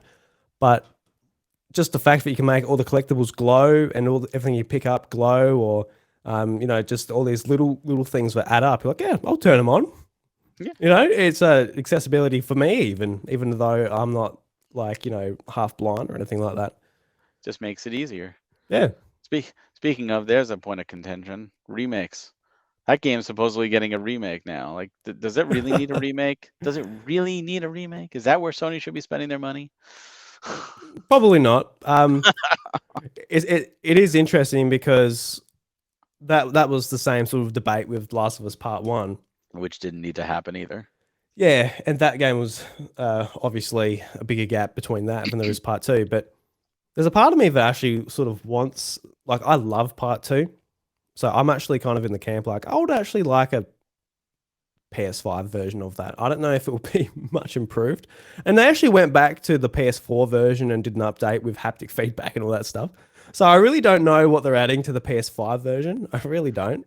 Because I feel that they've sort of already done it if they're going to do it again. But I think I might like it for a discount price. A lot of people, yeah, it's not going to be a discounted price. Yeah, I know. Full of shit. It's going to be $70. No, I know it's not, but on sale 6 months later, I might pick it up. Yeah, that's what I mean. Yeah. Yeah. Oh yeah, that totally. But people used to give and still do give Nintendo crap, saying, "Oh, they just released the same game over and over because they can't tell a difference between different Mario games for some stupid reason." But they let Sony have a pass, and it's like, how do you let them have a pass? I don't know if you remember when the PS4 first launched. they released God of War 3 on the PS4. They ported it Mm, over, yeah. and they like, oh, here it is. Like, not even God of War 1, 2, and 3, like a trilogy. Here's God of War 3 on the PS4, like updated. Like the game was already HD. Did it need an update? And why just 3? You know? And yeah, Nintendo did something similar with Pikmin 3, where they didn't have 1 and 2, and I criticized them there. They eventually did bring 1 and 2 over. But the difference is the Wii U was a system that had a 13 million install base, and not many people played it. So this gives it a second life. Tons of people had a PS3. It was like, what, 80, like 91 million or something like that it ended at. Just Um, under 90, I think. Yeah. just under 90, 89 then, yeah. So Mm. plenty of people had option to God of War 3. And yeah, it's nicer to have it also on the PS4, but do something about it. Don't just, here it is. It doesn't need it. And it was too soon. It was like right there. Make it special. Make it feel you need it. And like a Last of Us Part 1, I don't think was needed. I don't think it was needed, that HD version, because it already had the remaster on PS4, playable on PS5. It, they could spend that money on a brand new game. They could spend it on the resources. If it was a much older game, if it was a PS2 title, I can see that. Yeah, sure. Bring those over. PS1 title, absolutely. Get that stuff back in. Like a Twisted Metal collection. Now that there's a Twisted Metal show, bring a Twisted Metal collection. Those games are not accessible. Bring them over. Bring a nice collection. The PS3 version as well. Bring it in. Perfect. I think that is a great idea. But let's spend you could get Last of Us Part 3, but instead we're going to give you Last of Us Part 2 again on PS5. Mm. That looks Well, marginally yeah, better. I'm sure they are working on The Last of Us Part 3. There's no doubt there. Because they originally The Last of Us remake, it started off as like a Sony San Diego sort of remake, and they took the team away and they gave it back to Naughty Dog, and there's a whole thing sort of behind the turnover of that game. But uh, there is like a different team working on it. But I do see what you mean. That those are still resources that could Yeah. be put towards another game. But Yeah. if I was Sony and I had a TV show that I know was going to be coming out from HBO, which is going to be just really great quality, I'd be like, look, boys, we need this game remade. Let's do it. And it's up to whether it's you, I, or anyone else in the gaming community to decide whether that's worth our money. And I think ultimately people said, yeah. I don't know how well did it sell. I'm not sure, but I'm sure it definitely was worth It it. sold. It's I don't know. millions. I mean, Yeah.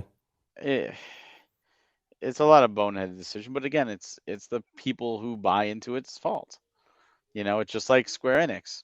There's so many rabid Final Fantasy VII fanboys out there that will buy anything with 7 plastered on it. Like, I guarantee you, if they just had the Square Enix employees take a shit in a jar and put a little logo label on it, people would buy it. They're selling you the game in parts. They're literally just, here we're selling you the No, game in you're not parts. impressed with the remake situation? No, I think it's No? bullshit. First off, I think 7 is already too overblown. Right, But to okay. sell the game in parts is just ridiculous. No other game. If anyone else did that, could you imagine Nintendo was like, "Oh, we're selling you Tears of the Kingdom Part 1," and it's, not now. If it was the same game we got, sure, fine, but it's not. It's literally only Part 1, so you get like one temple or 2 temples you get to go to, and that's it. You got to wait to go to the other temples in Part 2. People would be like, "That's bull. I want to buy the whole game." It's up there with like on disc DLC, which is dirty as hell. Just sell us a whole game. Give us a whole game. Don't give us part one. Because once you do part one and it sells, they're going to start doing that with other games. Oh, yeah, sure, we'll do part one. Movies make sense because it's like, oh, you're going to sit there for a 6-hour movie. It's a hard sell versus 2 3-hour movies. That makes sense. Fine. I get it. Books, same deal. I get it. It's written. You're not paying $60, $70 for a book. You're paying $10, maybe 20.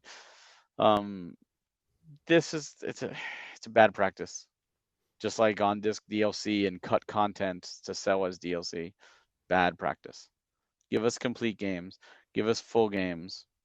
Don't don't do stuff like Prince of Persia on 360 where You get to the end of the Oh game and it yeah, ends on a yeah. cliffhanger, and you have to buy DLC to see how it ends. Or Zora's Wrath, I think, did the same thing, Mm. where you needed to buy DLC to see how the game ended. No, don't do that. Give us a complete game. DLC should be bonus. It should not be necessary.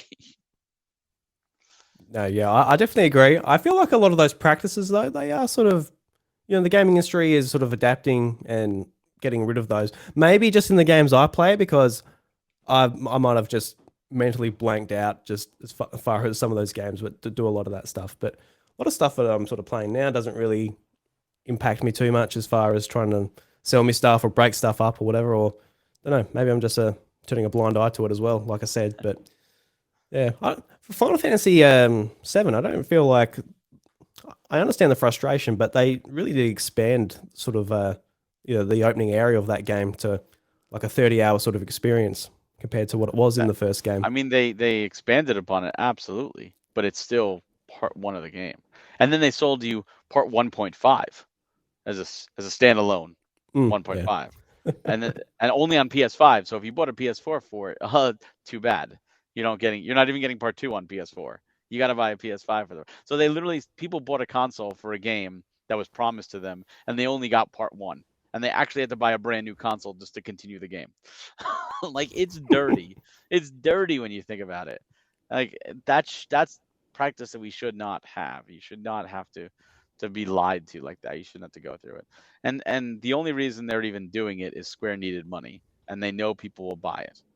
It's like when they did the PS3 tech demo for Final Fantasy VII, and then they got death threats when they found out it was just a tech demo.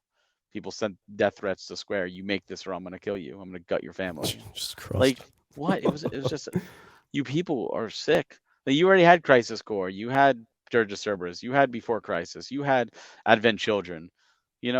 That's more than any other Final Fantasy game has got, and 7 is a mediocre at best compared to the other Final Fantasies. There's tons of better ones, tons of ones that deserve it more, or just at least some kind of attention, but they don't get it Mm. Where's it? because Yeah, where's Final Fantasy 7 on your ranking from 1 to 16? it's probably at around 11 or so Yeah, out of 16. yeah, yeah. I mean, it's not bottom tier, but there are better ones. Mm. I've Yeah. I've had more fun with most. I enjoyed 13 more, especially with all 3 games. I enjoyed 16 more. I enjoyed 14 way more. 11 more, 10 more, 9 more. Not 8. 8 was worse. 6 more, 5 more, 4 more. It's there's just so many great games, and I'm thankful that the game got people into RPGs. I'm thankful that they got to experience that new genre. But it was so annoying when people were like, "This has never been done before. A character died. No character game ever had a character die." And I'm like, "What? Characters die in all the Final Fantasy games. What are you talking about? Like, and ones were released in the West. What are you talking about? Yeah. I had to tell Yang's wife that her husband died. Like, what the hell? like, Yeah. like Well, I guess a lot of people were going from, say, Nintendo style games where you like Mario, for example, and then like Final Fantasy 7 was when a lot of people were getting into JRPGs or maybe more in-depth stories on the PlayStation 1 with Final Fantasy, Metal Gear Solid, and all that stuff. So that might have been their first exposure to like a more sort of Oh, it serious was story. their first Yeah. exposure for sure. But the Yeah. thing, like, it's never happened before. And it's like, yeah, there's the stories that did that on the Super Nintendo too. Final Fantasy 4, 5, 6, Chrono Trigger, all from Square too. You know, Dragon Quest did that stuff from NX. Mm. There's a ton. Illusion of Gaia, had more mature themes. There's a ton of great. Super Nintendo was RPG king. Like, there was so many good RPGs in that system. And it's just, I get that. Open your mind and look forward, but they don't. It's like, oh no, the nostalgia glasses are like so strong. And it's like, no. I've seen people who say like, oh, did you play the first 6 games then? Like, oh, I'm not going back. I can't go back to pixel graphics. I'm like, what are you talking about? How can you not go back? It's 1997 or whatever. Like, pixel graphics are still coming out.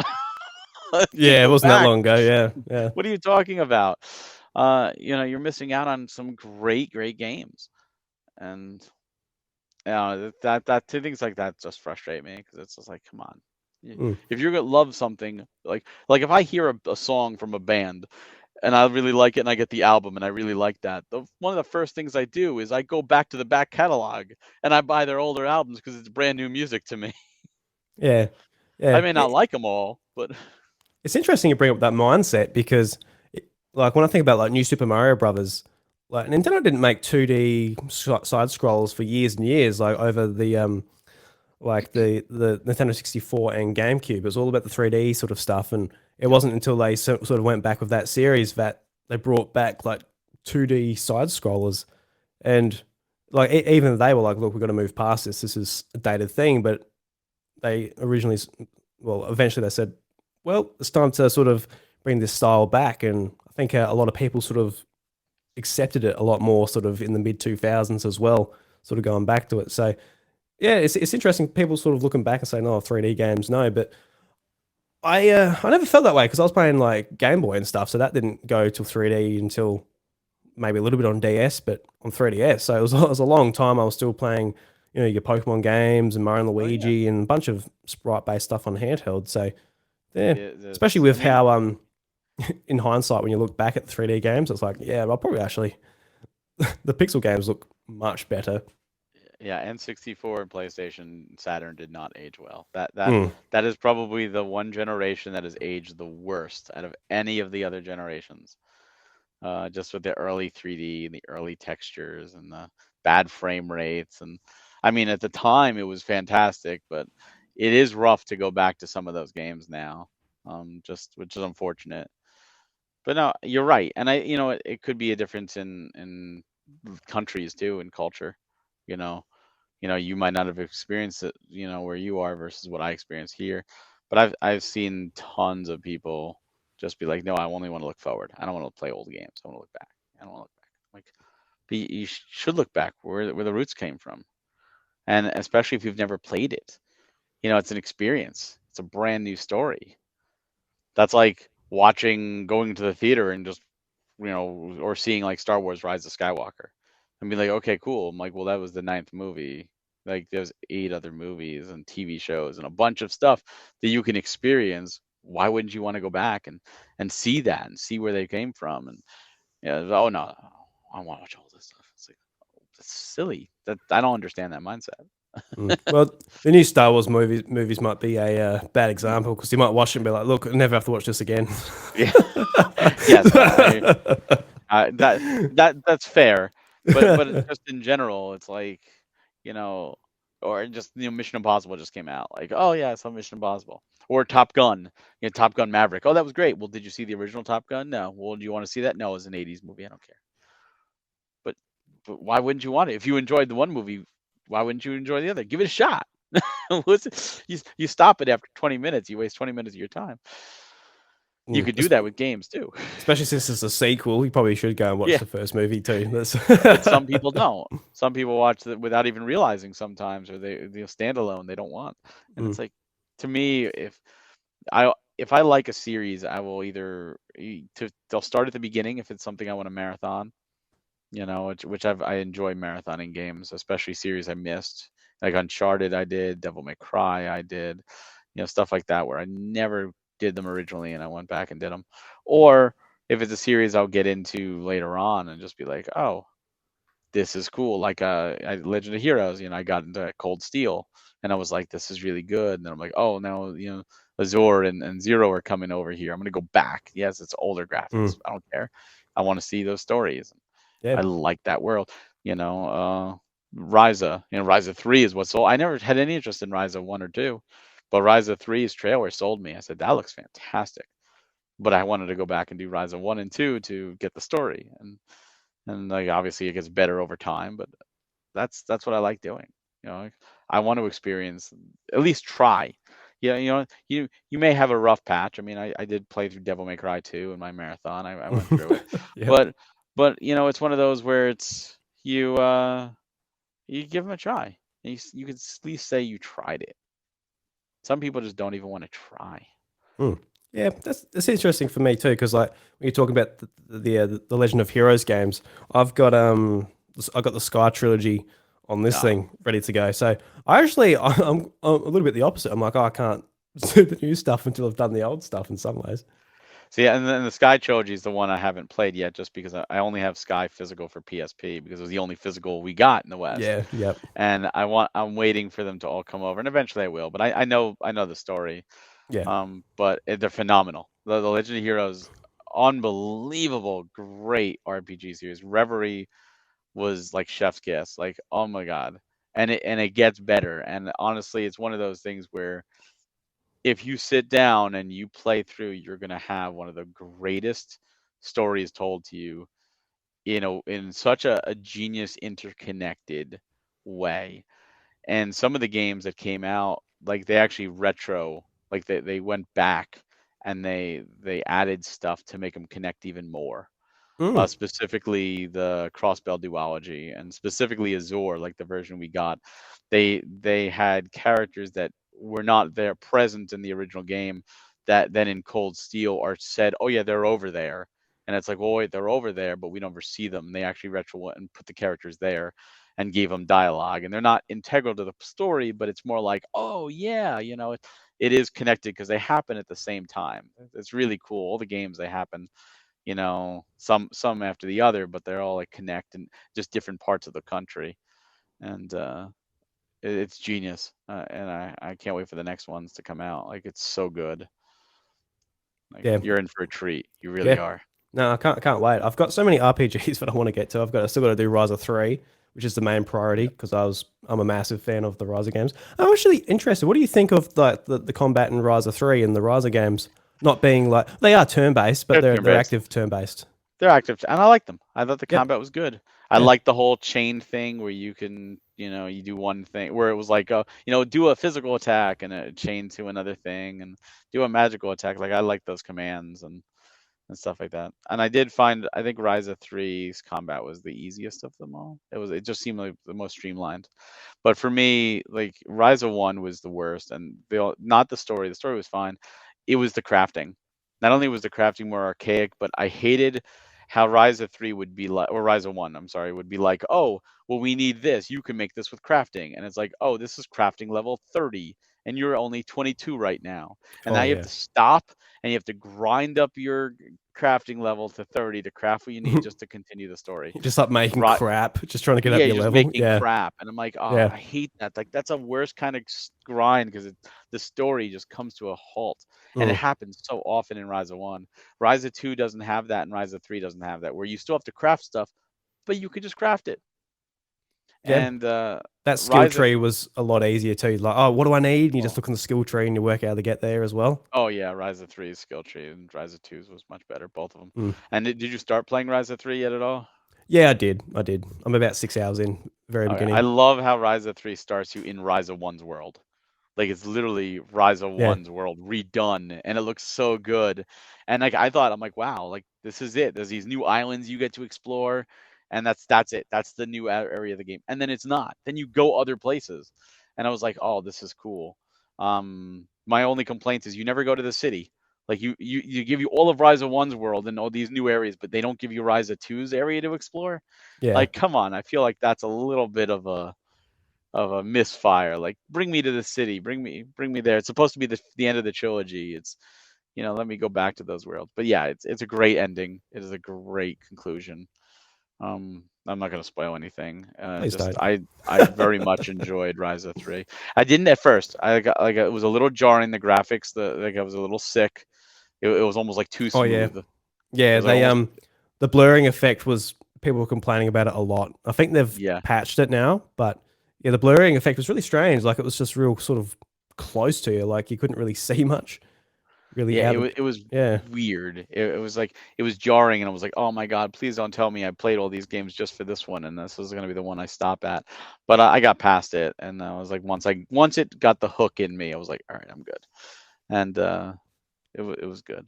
One thing I prefer dubs. In the Rise of games Mm. are all Yeah, Japanese so audio, yeah. and you have to read. And like I love Rise's voice; she's just so cute and like so energetic and so just happy-go-lucky. But I'm like Sword and Fairy, like I said, I'm playing that now, and it's the same way.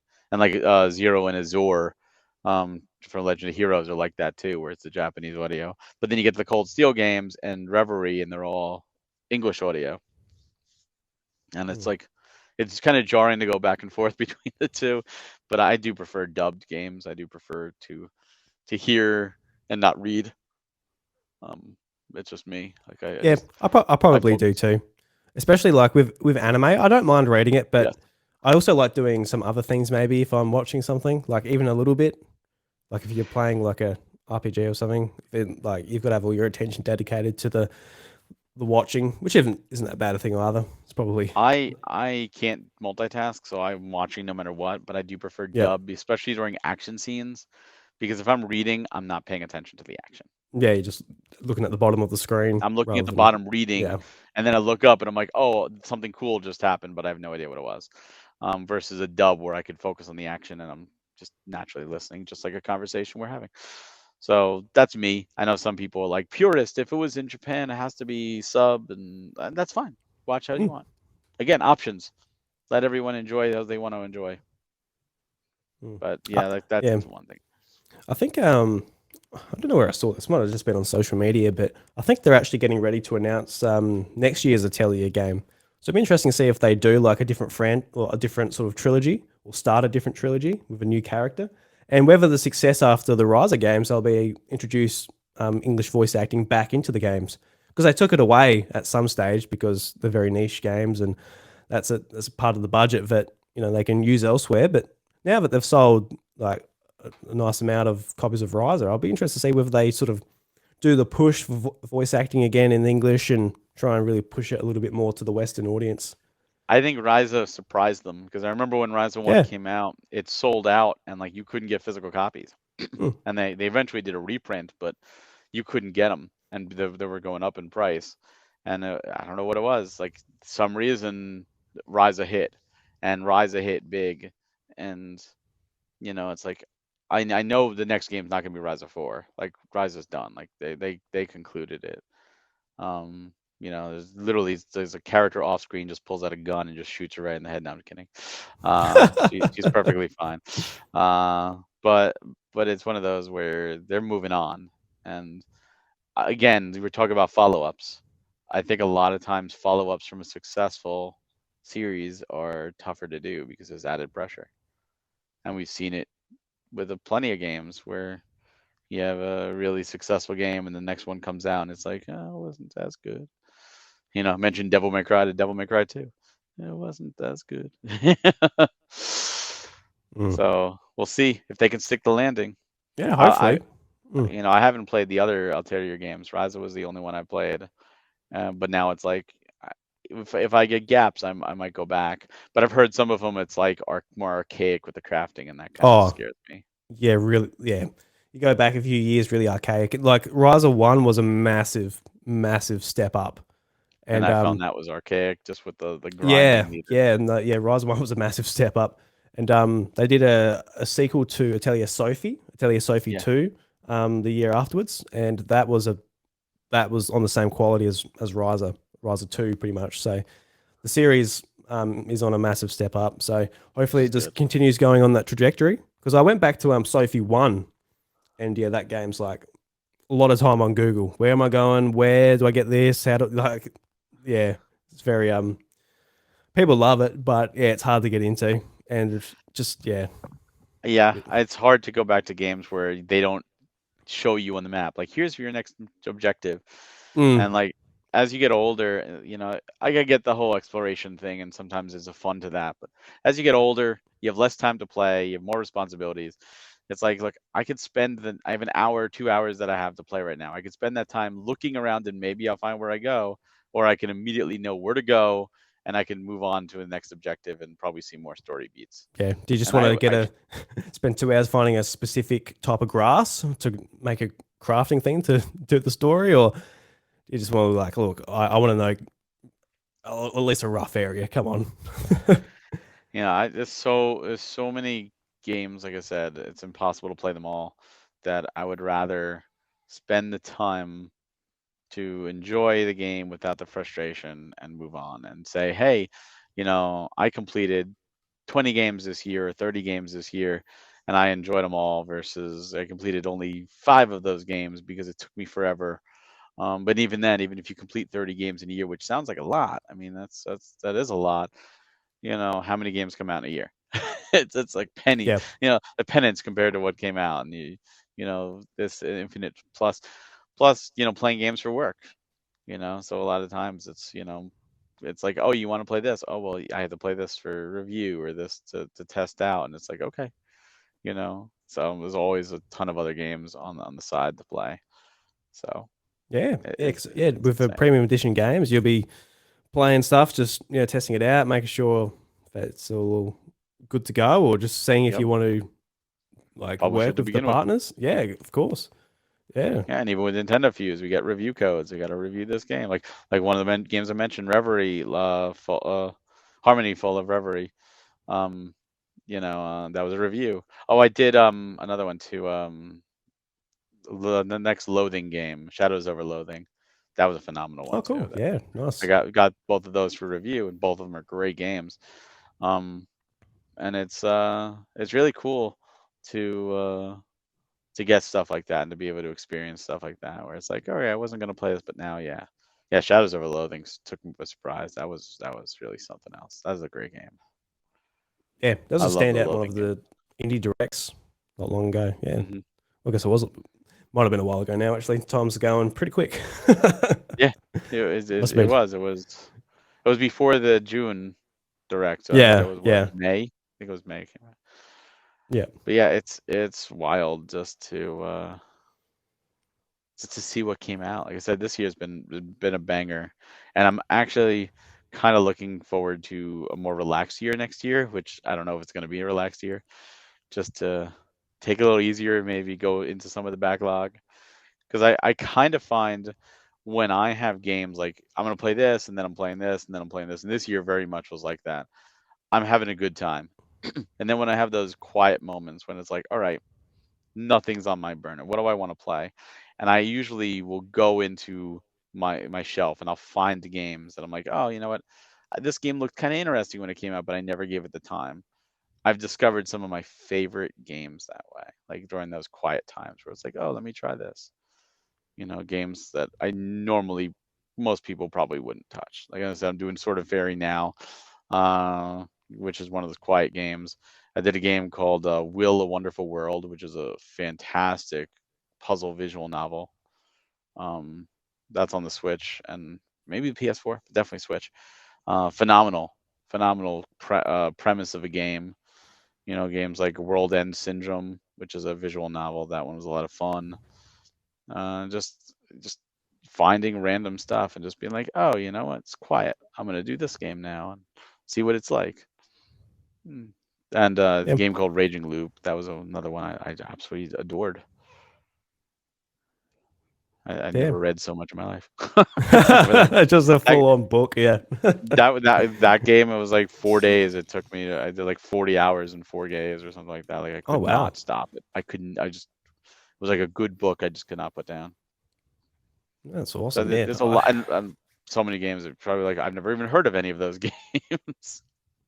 Yeah. Yeah. Absolutely. Like, there's so much just off the beaten path. Like, if you go to like Game Informer or something, you like get a list of all the games coming out. Like, oh look, this like what's coming out this month. I can't even remember what's coming out in August, but you'll see like all the big games. But you have the beaten path a bit, whether it's on Steam or hell, even if you go back to your backlog, you've literally got a library in your house, so you'll be able to just go through and have a look at It's what what I you did. might not have played. Yeah, which would be Well, whenever I get incredibly games handy. in, it's like I look at it and go like, "Oh, this sounds like interesting," and maybe I'll get to it eventually. And sometimes I do, and sometimes I don't.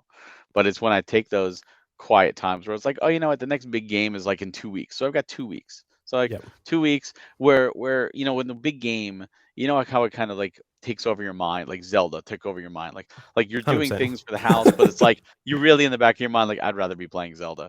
And then when Mm, you finally have some free time, what do you want to do? It's Zelda. Like I absolutely want to play. It's kind of nice where it's like if the game's not driving with you, you don't feel bad about stopping because you're not.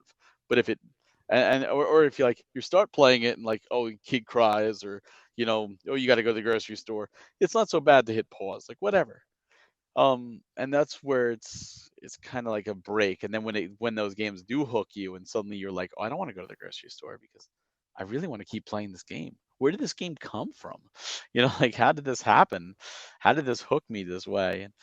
And that's, to me, those are the biggest moments, because they're just wonderful surprises, and especially when those surprises turn into franchises, and it's like, oh wow, there's a sequel to this game that hooked me. Well, now I'm really interested in this sequel. Now this is on my radar. Now this has become one of those games that's on my calendar. Like, I need to play this when it comes out. Hmm. So it's interesting just looking at how even tastes change. I don't know if there's any genres you don't play anymore that you used to play as a kid. Yeah, not sure. I don't think there is particularly. Really? A lot of like when I was a kid, I was playing like a lot of Pokemon. I still play Pokemon, so there's a lot of that. But apart from that, it was like a lot of Nintendo stuff, and I still play that. So if anything, I probably picked up a few more genres just since getting into Xbox and PlayStation and just getting into the type of games that they offer. But there's nothing I've really fallen off that I can think of. Maybe educational games. I don't play too many of those anymore. I used to love a series called Learning Land. I don't know if you ever. No, it You're a didn't bit have older than me. Learning You Land. probably didn't get Learning Land, but that was a game on PC. Used to love that. I don't quite play educational games anymore. Maybe that's You might start example. doing it soon, though. I might start doing that soon. I might be looking for. Yeah, introduce Um, your son to Learning Land. There you go.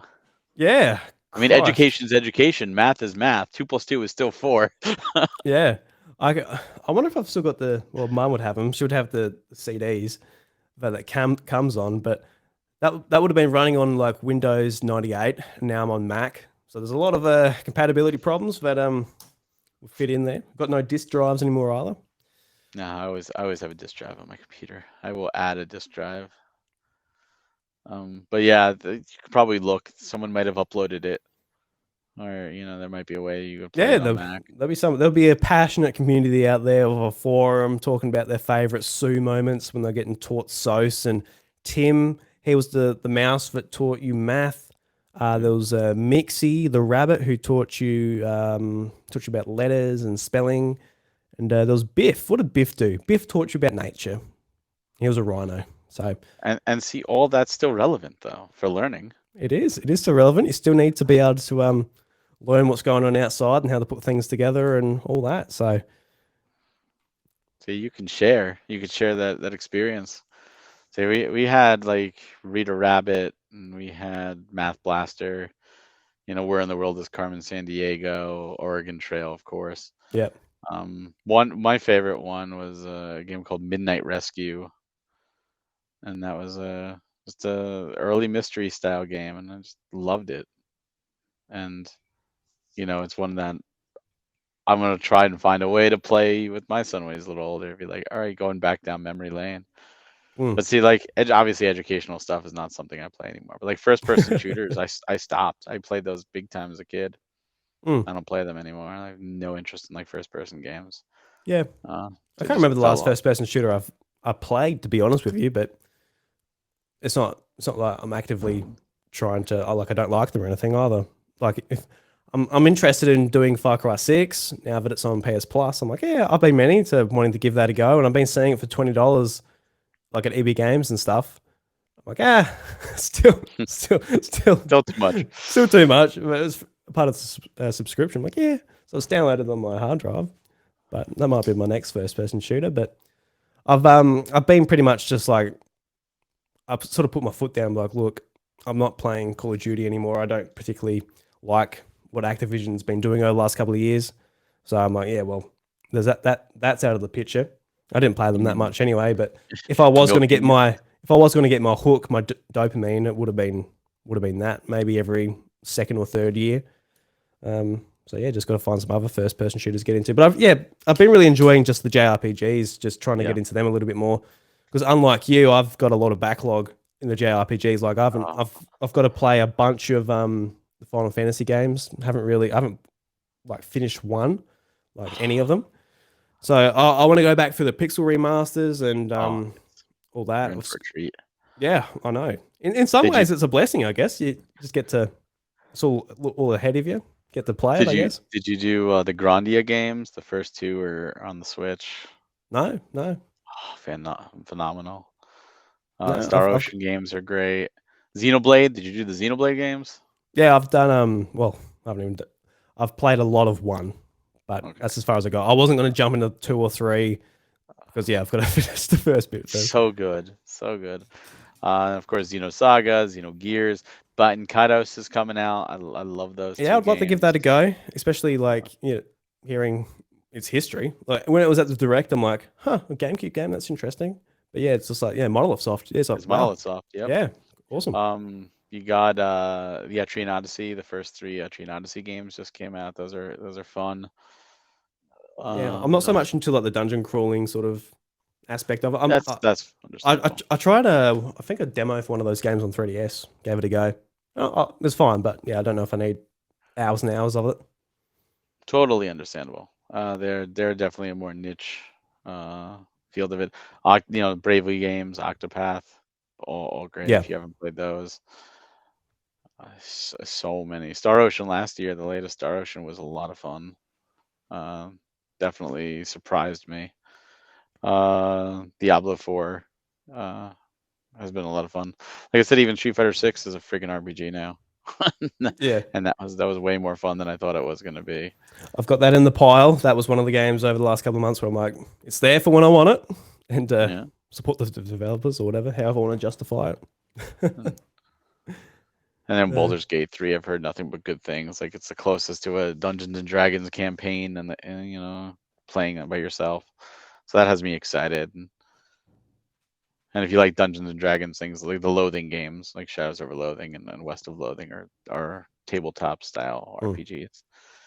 There's a lot of, oh man, to play some of those games for the first time. The Lunar games, if you've never played the Lunar games, those are great. The whole Tales of series is phenomenal. Yeah, I think what I'm focusing on mainly is probably Final Fantasy, Atelier, Legend of Heroes, and yeah, Tales of. Look, I think that's enough for for now. I think, but yeah, I've got to get through Rise of 3. That's the main one. I was really enjoying it. I just fell off of it. I've been really good this year of actually sticking with games. It wasn't until a couple of months ago where like a lot of family stuff come up and farm stuff came up. Whereas like, all right, not as much time. Focus was elsewhere. A bit more tired and TV shows and stuff. I was really enjoying them because I can just sit there and turn into a zombie and watch them. But I need to get back into just like the routine. A lot of stuff is video games. It's fun. It's enjoyable. It's a hobby. But it is like you're the one in control. You're the one who's got to be Yep. like, all right, I've got to jump into it. And sometimes, especially as a dad, like you might not have an hour to sit down or 2 hours to sit down. And sometimes you might be like, look, I might just sit down on my phone or something. And, that's an awful habit to be in when you actually want to get Yep. through some games. So, yeah, I And just got to sometimes you get back finally into have it. 2 hours and you sit there and you boot it up and you like let's go and you get like a few battles in and suddenly you're just like, Yeah, boom. and then you You're wake out. up and you're like, oh my God, it's been like 2.5 hours and my neck hurts and I'm like, what happened? I finally had time to play and I just passed out and it was only like 5 in the afternoon. What? Why? What's happening to me? Yeah. I got back into energy drinks as bad as they are for you, but I started having a few energy drinks, especially when I had a real young baby. I don't know if you're on the coffee or whatever at the moment. Here's the kicker, and my wife and I, neither of us drink coffee at all. At Hmm. all. We never did. We just not coffee drinkers. We're not tea drinkers. I mean, occasionally, but not. We have no caffeine. We have no energy drinks. We are doing it raw. That's great. No, that's great, man. If you can get along without relying on that stuff, that's good.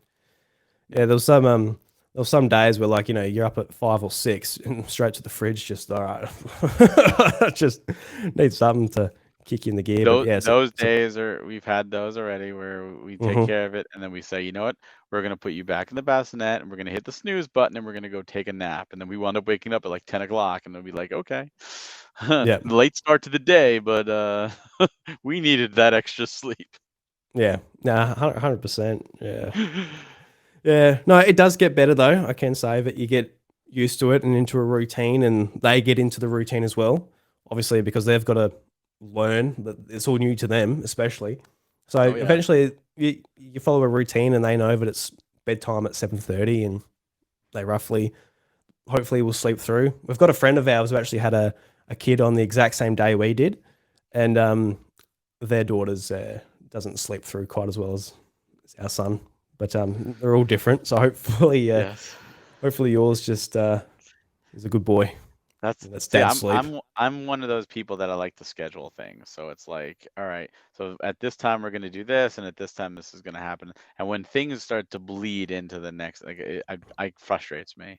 So I can see when it's like 7:30 bedtime, you'd be like, okay, and then like suddenly I look at the Mm, watch, and it's like, oh, it's 8:30, and you're still awake. This my game time is going on. You better go to sleep right now. yeah. Get that frying pan, turn away. So Yes, yes. It gets hard to stick to a schedule unless it's childcare or school or something when they're a bit older. Whereas yeah, like you get a bit more of a routine there, but when it's a baby, that's what it's hard. I definitely look forward to the more structure. It's the structure you get, like you have that, and I think as humans we do better with structure. We have that. Like that's one of the hardest things when you leave high school, especially if you don't go to college, for 13 years or so of your life, you're the same thing. You're in the same schedule. You have summers off, and then you school from roughly around the same time, Monday through Friday, and weekends, and suddenly you're thrust into a job, and you're working on the weekends, and now you're working different schedules. Sometimes you're closing, sometimes you're opening, or if you got a 9 to 5, that's great, but you have all this extra stuff. Like if you don't get into anything like that, and you're just struggling to find anything or what, it's like, what do I do? It's very much feeling lost. So I look forward to getting onto that type of structure in childcare and school, of course, and that gives him structure. And then I look forward to the stories of like, oh, you're home. What did you learn today? What happened? Tell me. I want to live vicariously through you. I want to go back to first grade. Yeah, I remember my parents asking me like, "What did you learn today?" And I was like, "Oh no, no, no, no." I was always sort of like that, even though you probably obviously I hope I learned something that day. But I sort of think about it. I reflect a lot, and I think how I should phrase it to my son, be like, "What did you get up to today? Who did you play with?" Like, ask like more exciting questions to lead up into what did you do in class? Because yeah, when my dad asked me, I'm like, I don't know. Yeah, The so worst is going to be like, oh, so, do you have any homework tonight? No. I know you're lying to me because I did the same thing. You have homework. You better do your homework. If I find out, I'm gonna call your teacher tomorrow and find out if you had homework. Like, I have to trust you. yeah, it's gonna be Like, so much. It's because we'll probably get like live updates, like this is Jimmy's homework today. Like, all right, yep. yeah, But before it was probably. like we had a diary we had to take home and get signed. It was like, Uh, and you could like forge the signature and all that sort of stuff.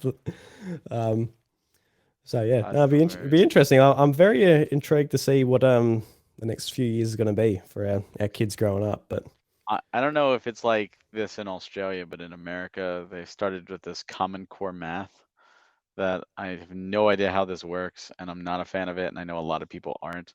And it's gonna really frustrate me if they're still doing this when like he's learning and he comes home and he's like, "Well, how do I do this?"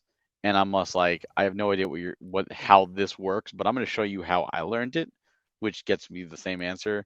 And then to find out like he does it on the test and then like fails the test because it's like, "Oh, this wasn't done the Common Core way." It was, yeah, because you got I'll to be like, show like you're working out. "Oh, yeah." It's like, Yeah. no, screw you. There's nothing wrong with the way we learned how to do math. I'm sorry. Like, stop it. Stop this bull crap. Mm. If you come to an answer and you could prove you got the answer, I don't doesn't matter what method. Because in the real world, if you know how to get the answer, that's the biggest problem. Or, you've already got the solution.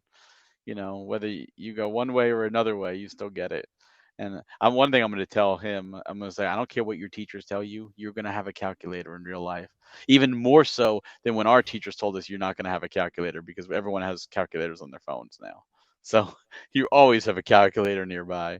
Because I don't know if your teachers ever told you things like that, like, oh, 100%. Yep. you're not going to have a calculator. You need to know how to do this in your head. And it's like, oh, I'll have a calculator. I'll carry one in my back pocket. Well, now we all do. We all carry a calculator. So it's definitely something that's there. Yeah. So what about if you don't have your phone on you? It's like, well, I guess I just won't work it out. I don't know. In my smartwatch. Yeah. I'll yell and act somebody else's Siri and ask the question. Yeah, yeah, I'm sure there's a billion smartphones near me at any given time that I can ask. Excuse me, do you happen to know how much this is, or what these two things add up to, or whatever? And people will probably tell me the answer. Hopefully. It's a different world. I feel bad for the teachers. Yeah. Those things don't work as well anymore. Technology has made so much of that obsolete.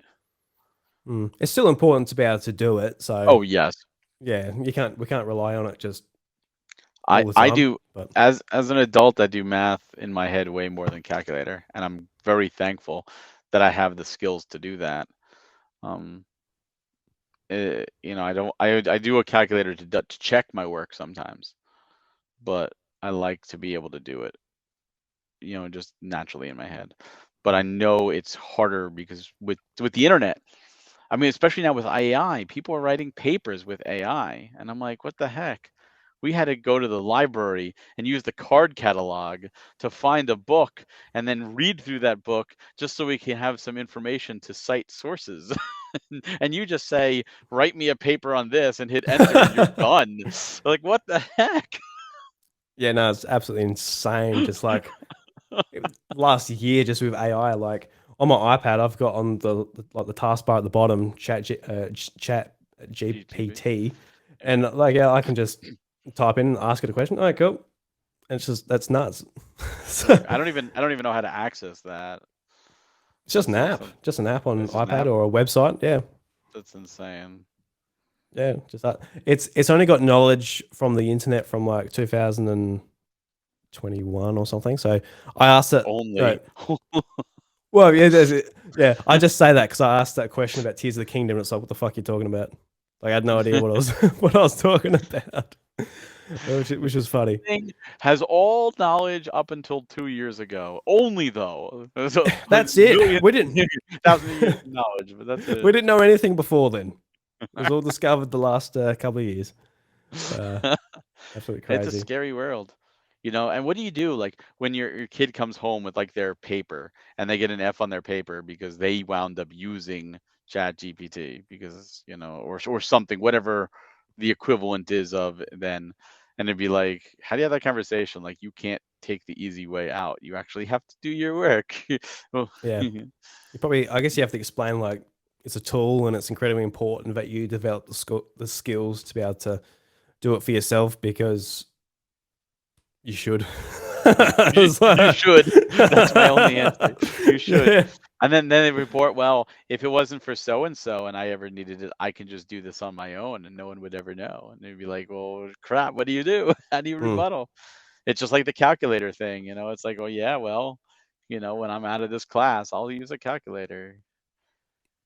yeah. It's like, Yeah, the I'll teachers bring will be one to like, this. teachers will say, you don't always have AI in the back of your pocket. It's like a couple of years' time. It's like Yes, I inside do. your skull, just like taking over your own thoughts. You can't have any just unique thoughts to yourself anymore. It's like, oh, she was wrong. That's not what Skynet tells me. Yeah.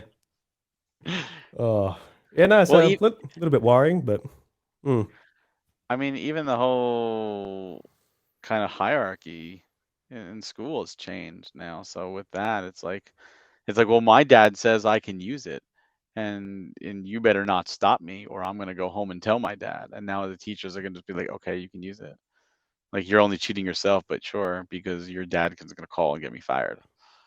yeah, I got no idea about the situation of schools in Australia, but I don't think they're quite as extreme as what's going over in the States. It seems scary to Bad. be a parent and a teacher and a kid. To be honest with you, I don't Yeah, know. Yeah, but yeah. Hope you guys go yeah. We're the well. we're the king of school shootings too.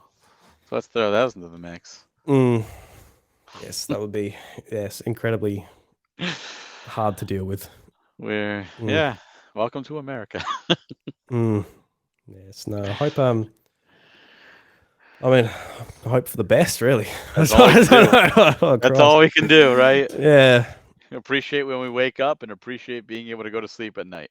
Yeah, That's 100%. it. I hope, I hope that situation gets even started on a trajectory if it's better. But That I would be know nice. it's heartbreaking for us on the other side of the world. Just like, oh, for Christ, another one. That's when it, yeah. Let alone if it was happening here, like in the same like amount of times as it has over there, it'd be hard. Yeah. Yeah, it's different cultures. It's Mm, very different, and it's one of those things where I hate that I'm gonna have to teach him about things like that. mm. Like I look forward to teaching him my personal history and my wife's personal history and our family's personal history, so he knows where he came from. I think that's important, Yeah. and I know kids like to know that, so it's like, oh, it's cool, but I don't look forward to like, and I'm sure they're gonna have classes on like 9/11, and it'll be like, oh yeah, you know, and because I'm an older parent at this point, they'll be like, "Oh, ask your parents if they were there," and some of them might be like, "Oh, they weren't even alive at this point if they're younger parents," and I'd be like, "Oh, I can tell you exactly where I was," and like having to tell that story and show that footage to him, at a certain like, so he learns, so we don't mistake and learn the gravitas, and taking him to like the 9/11 memorial and all that stuff. I was like, I don't even know how I'm gonna do that. Like Mm. that's so weird to think. Like it's like our parents teaching us about D-Day and about Pearl Harbor and all that stuff, and you know, things of that, and the Kennedy assassination, and for America, that's what we had to deal with, and it's like, oh man, it's so weird to think like Yeah. our lives are in a history book now. Things we experienced are in a history book. Yeah. Yeah. Yeah. Good point. Yeah, because there's so many things you sort of think about once you become a parent. That I dare say you've gone through like a massive mental shift, and you will continue to go through that as your Oh son yeah. gets older as well. And of course, I will too. But you feel a lot more of an adult, don't you? Even though like you've been an adult for years, same with me. But it's like you feel a lot more like an adult, like just with that amount of responsibility put onto you, with like just like a young life. It's definitely changing to the hold and go like, this is young life in my arms that is dependent on me, and I have to take care of them. Mm. I don't feel any more of an adult at this point, and I think If that's felt adult because enough. it's because I grew up really early. I didn't have much of a childhood, Right. so Okay. I had to be an adult really early. So I've taken care of people before. Yeah. So to me, it's nothing new. It's just a little bit more of like a guilt and like, oh, I want to play this, and let him sleep, and like, oh, he's awake, and my wife is playing with him. It's like, okay, well, I still want to keep playing this, and I'm gonna play with this while she plays with him, kind of deal. But should I be over there? Is that where I should be? Just like that. Like, what exactly? Where should I be? How much is too much? I don't want to smother him, but I want to be there for him, and I don't want to miss anything at the same time, but I also want to get through this game. Yeah. Yeah. It's a big balance to sort of pull because you don't want to put all of your time just like into the baby because like you'll wear yourself out and Yes. he's too young to get sick of you obviously, but you'll Well, yeah, it's just you've got to keep I your own mental I health think you need a good as well. balance. Uh, and thankfully, if you have a good partner, it makes that so much easier.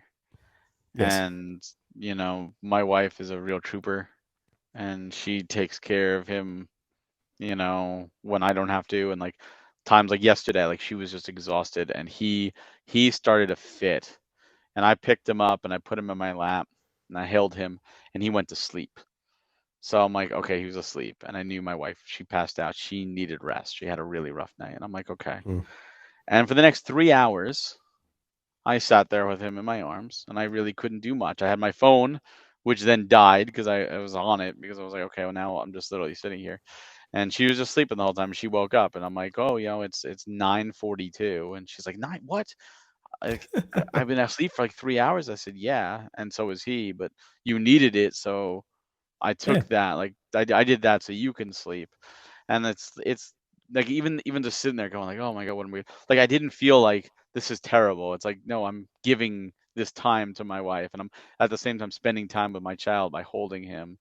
And like normally I would have been like, oh my god, I'm bored, get away. Like it was like it's totally different feeling. And then at the same time, like when I finished Raincoat, my wife says to me, so what are you playing next? Like not like, oh, now that you finished this, you could spend more time with the kid, and more like, oh, what's your next game you're playing? Like, because she likes watching me play, and I was like, Hmm. that's how I know I have my soulmate. Yeah. Yeah, absolutely. Yeah, no, it's all about teamwork, isn't it? Just It's 100% helping each teamwork. other and, making sure that it's not all on one other person or whatever. Same at the No, moment. Like my wife, she's looking after Lucas now, and when we finish this, I'll be out there, and it's not a nice day. I was going to say go outside and we might play, but maybe not. We'll see what the weather turns in. It's winter over here at the moment, so it's a yes. little bit difficult to keep a kid entertained. Trying to go to the playground, all the slides are wet and everything. It's a whole Do you thing. have But a lot of snow down there at all, or? no, no snow, no Oh, snow. you're lucky. It We just get gets cold snow and here. wet, muddy at the moment. Yeah, Yeah, sort cold of. and snow. Yeah, yeah. I've never touched snow in my life. The Oh closest I've my touched God. to snow is just like when your freezer over freezes. That's the closest I've got to snow. Oh man. That see, as a kid, snow is magical because you got school canceled. So you had to go to school and you got to go outside and you got to have snowball fights and you get to go sledding and it's wonderful and great. And then when you finally get old enough and your father hands you a shovel, you start to really hate snow. And Oh, I as you bet. get Yeah, older, it gets shoveling it. Yeah. worse and worse, and it's going out in it is miserable, and driving in it is miserable, and it's like, oh, he has a foot, and you're like working your way, and then the plow comes through your street and just plows in your apron with like 2 feet of packed icy snow that you got to chip through to get your car out, and you're cursing your life the whole time. Your back is hurting. It's like, yeah, yeah, I could do without this. So as I grew older, I started hating it, but it's not bad here. I mean, we last winter we had like 2 inches for the entire winter, which is nothing. But usually we have an average of about 24 inches for the entire winter. So it's Yeah. not terrible because it's not one storm. It's 4 inches here, 2 inches here, 6 inches there, whatever. The only the When only when it hits. So. the only exposure we've got is like American Christmas movies. Yeah. That's my visualization of snow. Just really beautiful, just so much fun. A whole neighborhood of kids playing, building Mhm. snowmen, just really crisp, clean snow. That's what I I mean, imagine it there being there like. are absolutely places like that, but then of course you have the black snow from the cars and the Yeah. dirt and stuff underneath it. And now it's funny you say that because my wife is from the South, in the Mm. U.S. South, and she that was her thing with snow too. Like they had some snow, but like that was their her take of New York. Like, oh, New York is always in these movies. It's always Christmas. It's always snowing. It's always cold. It's just like everything. It's always Rockefeller tree and like this. And she said to me when we first started talking, she's like, "How do you live up there? In the Arctic tundra?" I'm like, "The Arctic tundra? What are you talking about?" I said, "It's like been 85 today. Like, what do you Arctic? What?"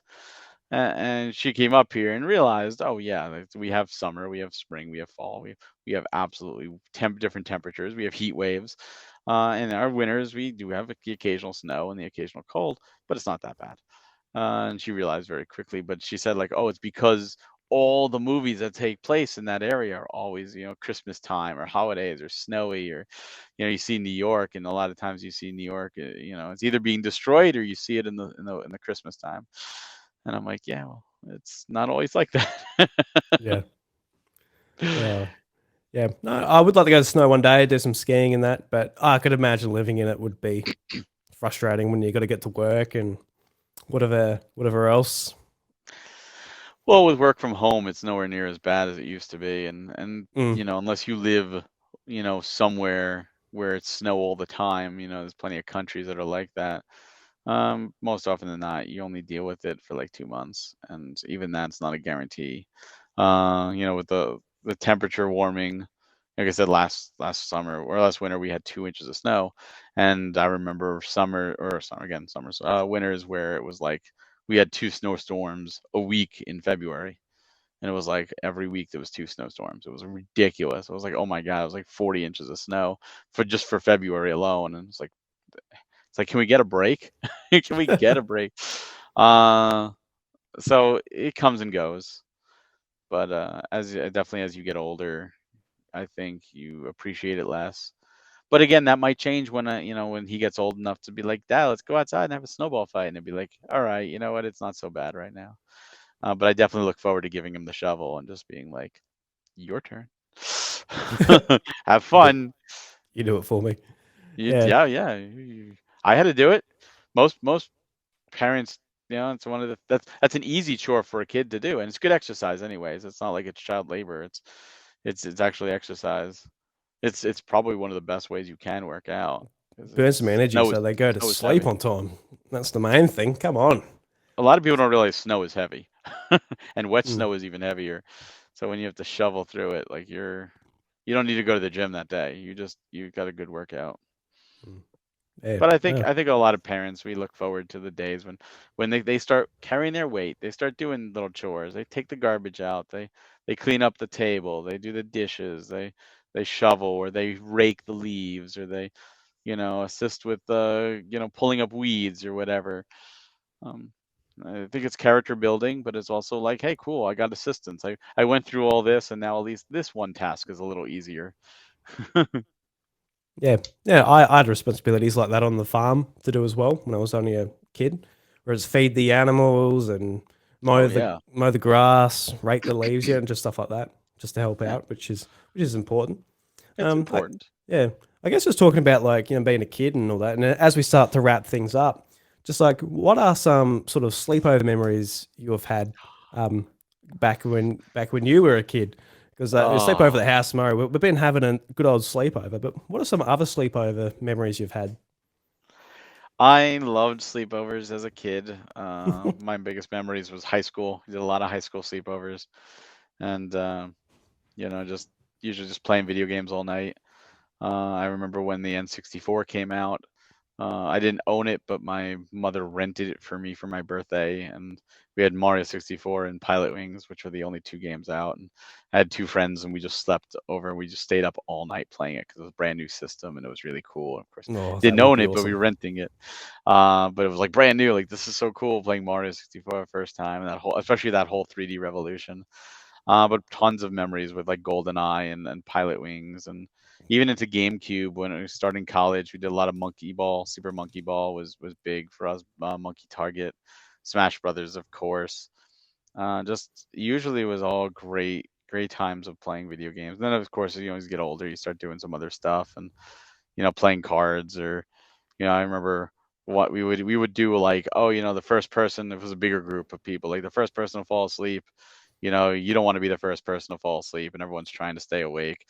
And then that one person who falls asleep, and of course we would always grab the whipped cream and put whipped cream in the hand and tickle the face. And it would just feel like that person would just wake up and go, God damn it, you're kids, just having fun. But it was always like hazing. It's like, oh, you fell asleep first. But and I'll always remember the next day being the worst because we stayed up so late, and then if we wound up passing out, we only passed out for like an hour or two because we were just having fun, and like the next day being groggy and miserable. And I didn't like to take naps. I was like, no, I'm gonna force myself to stay awake all day so that I go to sleep a little earlier at night and I don't screw up my sleep cycle because I don't want to turn my days and nights That's smart. around. Yeah. So even as a teenager, I would force myself to stay awake. Again, I don't drink coffee, no energy drinks, any of that. I just forced myself to stay awake, and so it was always miserable. But I loved them, And I think that's kind of one of the weird things about going to be an adult is you stop doing that. You really stop having the sleepovers. You hang out, whatever. But like they stop, and I'm like, why do they stop? Like, if I'd love to have a friend over and just be like, hey, look, we're gonna play video games all night, and you can leave in the morning, whatever. I don't understand why that, like, as a culture, we just stopped doing sleepovers. Yeah. Yeah, don't know. Uh, Maybe it's like our houses aren't set up with like a spare bed. That could be a thing. And as an adults now, we don't want to just sleep on a couch when we're little bit older. I don't know. That might be getting a little bit too like, oh look, I'm in my 60s or something, and oh god, my back hurts type of No, no. mentality. I don't know, but it might be.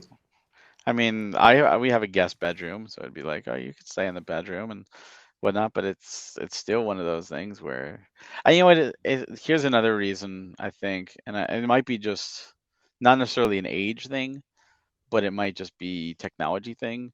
Is with the internet, it's like, oh, we can do kind of a sleepover, over the internet, and we're not actively there. Like we could play a video game online, and we could just do it that way over through Skype or Zoom or whatever Discord you want to talk with, and kind of have a sleepover that way, even though you're not in the same room. And I think it loses some of its luster, but I feel like couch co-op is not nearly as big as it used to be in the 90s for us, and I think there's something lost with that.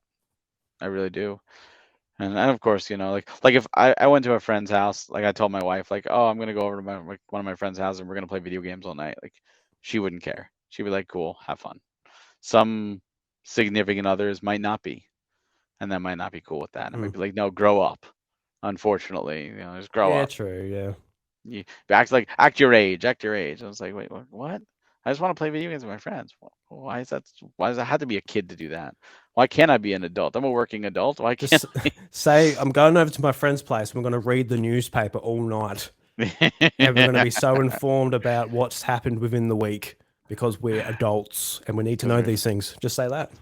That's, well, I mean, if that works for you, but it's so weird. And like if a friend wanted to come over here and hang out, like I know my wife would be like, fine. But like now it'd be like, look, you're just going to deal with the baby crying, and I'm going to have to stop playing to help out, Mm. But other than that, it's like I don't know. I really don't know why it just like stops. In college, I think is like the last hurrah. Like especially if you dorm, you have like sleepovers maybe in each of the dorm rooms Mm. doing whatever. But I feel like after that, it's like nope, God, can't do that anymore. Well, I So I guess look that. forward to having him have sleepovers. Yeah, no, that'll be great. Like you think about it as an adult too. Like, wait a minute, I'm responsible for another kid all weekend. Like Yeah, think about it from that perspective as well. It's like, so can Adam come over this weekend? It's like, yeah, okay, I guess. So all right, I've got to look after and feed this kid for a night or two. All right. It's yeah. like you think about it from that perspective as well. It's like, all right, I guess I'm not doing you're trying to play your games. Oh, I guess I've got this extra kid now too. Well, maybe I won't, depending on what they get up Well, to. There no, might be they'll go to their room and they'll play their games together. maybe I- they might be like, oh, let's go down the street and sell drugs together. Like you don't know. You might have a have a real handful. Adam is gonna lose his hands then for bringing this into my household. Yes, Adam. Bad Adam. Bad No, like Adam. that's one of those weird things too. Is unfortunately, like, I want to raise my child to respect others and respect others' belongings, most importantly. And Mm, I feel like a lot of kids nowadays don't have respect for other people's things. They will just grab and they will destroy, and they don't care. And a lot of adults don't care either, mind you. And they pass it on to their children. So, I want to get that call like, oh, your son was over playing with my son, and I want to know he was a very respectful kid, and he's very polite, and like I want that kind of call. mm. I don't, but I fear I'm gonna have to make some calls and just be like, so no, little Adam was over here, and Damn it, little Adam. Adam just broke this or tore this down or wouldn't let things go, and it wasn't being very respectful, didn't listen when we asked him not to, and yeah, I'd hate to be that person, but I would like. Yeah. Little Adam destroys something of mine. Little Adam is not going to be very happy, and his Well, ass is going to be very hurt. if I was little Adam's dad, I'd be furious at little Oh yeah, Adam, and I would let little Adam know how angry I was, and hopefully make him grow up and change that behavior. make I that dare say. mistake only once. Learn Make, from it. It's bloody, like in listen here, Adam. This fake Adam is so screwed. It's like in a Christmas Story, which I don't know if you've seen A Christmas Story, cult classic, Oh, Christmas movie. not for a long time, but yes. But you have seen it. It's Mm, like the scene of I said fudge, but I really didn't say fudge, and it's like, where'd you learn that? Oh, so and so, and she calls up the yep. mother. You said what? What? And you hear the kid getting like the crap kicked out of him over the phone. It's like that. It's like I'm gonna call this up, and my parents did that. When someone was mean to me, they would call up and say, so and so did this to Barry, and you know they would then force the kid over and to apologize. And I always felt guilty. I'm like, oh God, they are apologizing to me, but I know they don't mean it. They're only apologizing because their mother is making them, and their mother's only making them because my parents called, and then they're gonna tease me at school. Do you realize what you did? I'm sorry, Barry. I didn't mean to snap your Super Nintendo in half. Yeah. Sorry. Well, I didn't mean to take your the half of the Super Nintendo and shove it up your ass, but Whoa. Hey. Didn't mean that's what you to. get. That's what you Just get. I just slipped over. Oh, and there it is. There it is. I think another reason why I don't know about you might have a lot more friends around you as far as just like living in a big city, but for me, like a lot of my friends moved away, so a lot of that might be why I don't have sleepovers anymore as an adult. Maybe I would. Maybe I'm like, hey Adam, big Adam now. He's grown We up. got him. He's grown up. Would you like to come over? I actually did have a friend, Adam, who I went to his house a fair bit. That's why the name Adam came to my head. That's But yeah, no, maybe if I had more people around, we'd do it more often. I've got another friend who's got kids, but yeah, it's a little bit more difficult to make it happen. Just the fact we've got other responsibilities at home still. But Yeah, I have a lot of my friends still here, but we all have our lives. We all have our yeah, schedules, and it's we will hang out periodically, and we never sleep over. It's just, oh, we'll go over for the day or hang out, or maybe we'll just go out to lunch or something. And unfortunately, most of my friends, they don't have kids. Most of my friends, they never want kids, or they just never found somebody to marry, or they married and it was just didn't work out and they divorced now.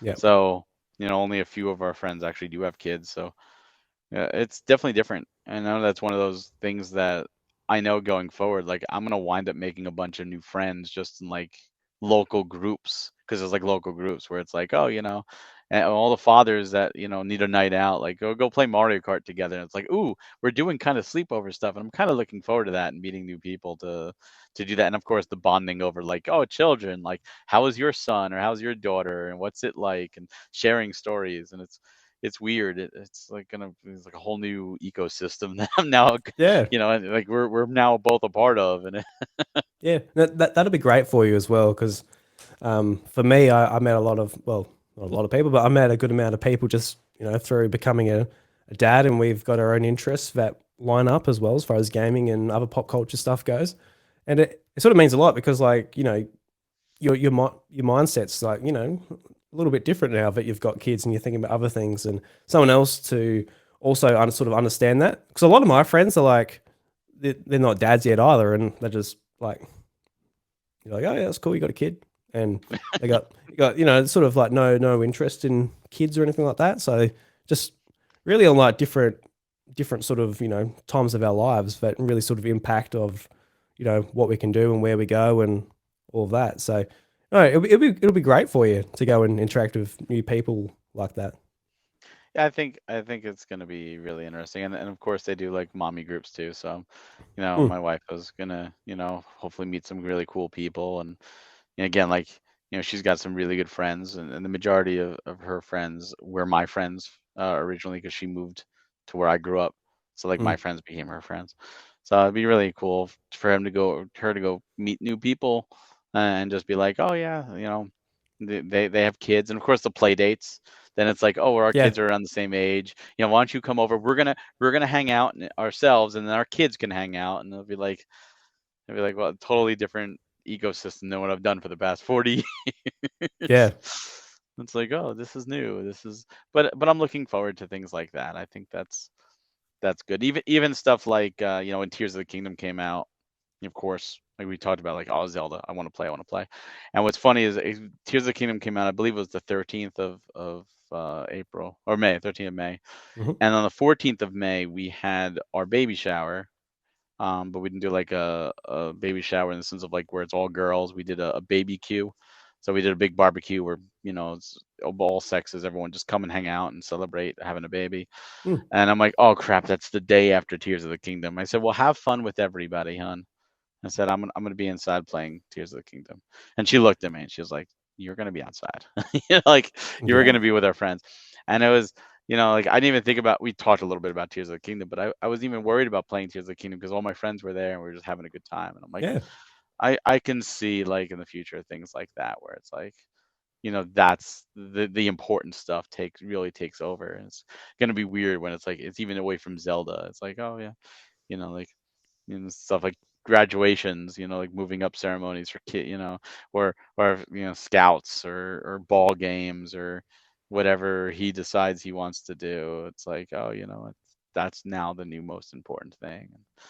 Even the dates with play dates with other fathers that have kids, I'd be like, oh yeah, like that's cool. Like definitely a shifting. It's a Mm. mentality shift and a responsibility shift.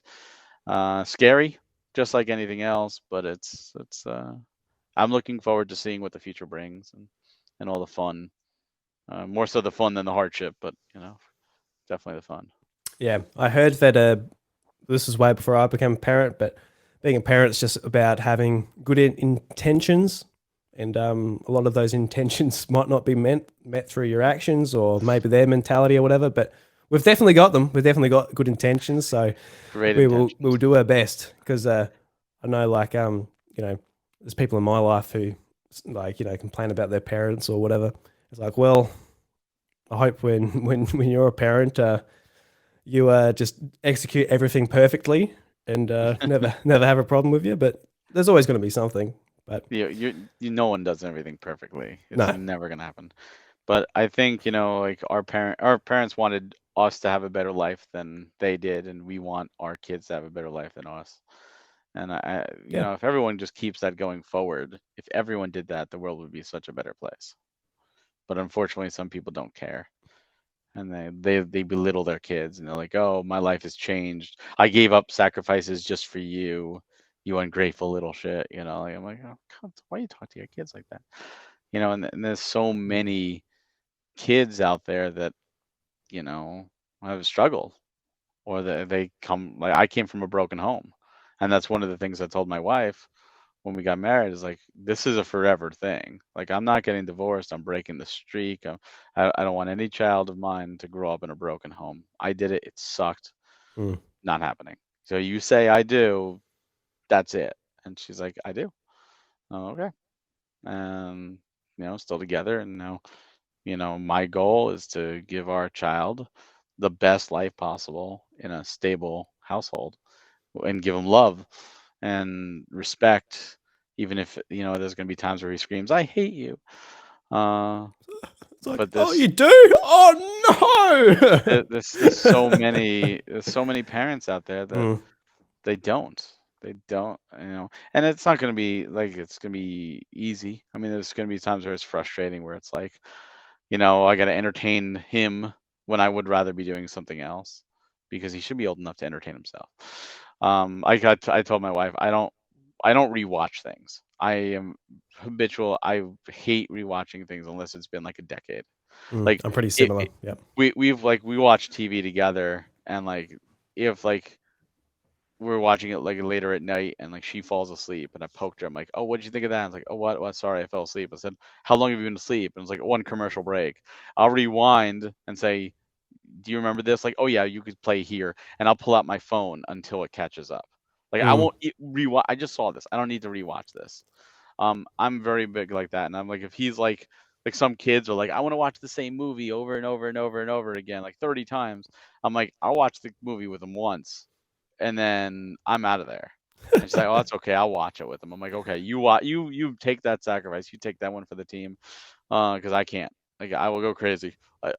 I'm not one of the people that like to do that. Like, no, I I can't do remember that. as a kid, I used to watch movies again and again and again and again and again and again. And as an adult, I like, yeah, one movie. And so that was great. Don't need to watch it ever again. Got a lot more options now. I think that's the Yeah. main thing. But I remember watching like episodes of The Simpsons on VHS, like just over and over. Same with Pokemon. Like I never watched the series through, but I had like my certain VHSs that I had or I could get from the library. I just used to watch them again and again, and I couldn't imagine doing that now. But Yeah. I think Well, as things a have kid, you changed. have, I mean, a kid back then, we had limited options. Yeah, We didn't have infinite things at our fingertips. Now they've infinite everything at our fingertips. Like even just YouTube, even if it's like all you could do is watch YouTube for a week, you could watch something every single minute of every single day and never watch the same thing twice. yeah, There's easy. infinite content, and that's just YouTube. There's so many movies, there's so many TV shows. Like for that's why I don't often replay games. Like I'm looking forward to playing Mario RPG again, because I haven't played it since the late '90s. Mm. But it's like I don't like to replay games because it's games I haven't played. And anytime I'm replaying a game, that's time I could be playing a brand new game that I never experienced. Yep, yep. And the same with movies. Like it's got to be like a decade where it's like, you know what, I haven't seen that in so long. I'll rewatch it because it's almost new to me again at this point because there's so many movies and there's so many TV shows and there's like infinite stuff and for our kids there was infinite stuff for us. There's even more infinite stuff for them if there was no new content coming out. They've got 100 years of cinema. They've got like 70 years of television shows, and they've got good 50 years of gaming, and then in 20 years of YouTube. And the Twitch, how many Twitch streams are it's infinite. There's so much to do that'd be like, wouldn't you rather watch another movie? Like, if you watch this movie 4 times, you could watch 4 different movies. You'd be that much ahead of the game. Maybe it's just a really good movie. Like, oh, can't get enough of it. These scenes, this interaction, the actors, the music. Oh God, I just need to watch it again and again and again. Did you ever like watch a movie again and expect a different outcome as a kid? Like, oh, maybe this time they'll escape, or this time they'll beat the other guys to the treasure or whatever. And No, obviously that never changes. yeah, no, I don't think I did. I remember Rugrats in Paris. I remember watching that like maybe even 4 times a day. I was Oh like, my oh, God. like on the weekends, just like, yeah, just Christ. Oh yeah, don't understand what's going on there, but have to try and relate maybe in a couple of years when my son's 3 years or older. Yeah, because at the moment we just watch the Wiggles again and again. They've only got a limited amount of episodes on Netflix, so we end up watching multiple episodes of the Wiggles within the week. So that's something you, Yeah. you got that to look forward to. Bloody kid shows getting stuck in your head, Oh, and I like the Wiggles, but Christ, they get stuck in your head. yeah, he hasn't gotten to that age yet, but there's definitely Mm. like it's gonna be interesting watching certain TV, and there's definitely gonna be times where like I know like I'll put him up there and be like, all right, you watch this, and I'll leave, and like my wife will be like, I'll sit and watch everything with him, and I'll be like, I don't think I could stand that. I could watch a little bit with him, but like I don't know if I could stand watching everything. Mm. Like, The beauty of podcasts and wireless AirPods. That's all I'll say. That's what gets me uh, through a lot of time. He could be watching something or playing. We can play, but I'm not focusing on like I don't know, Blippy go blip, blip, blip, like doing whatever they're doing. Like it drives me nuts. Like sometimes like last night I couldn't sleep because I had Wiggle stuck in my head. Like there's a song. No, I'm gonna put it in other parents' heads just in case they've heard it. But there's a song just like running on the spot, run, run, run, and that was just repeating in my head again and again.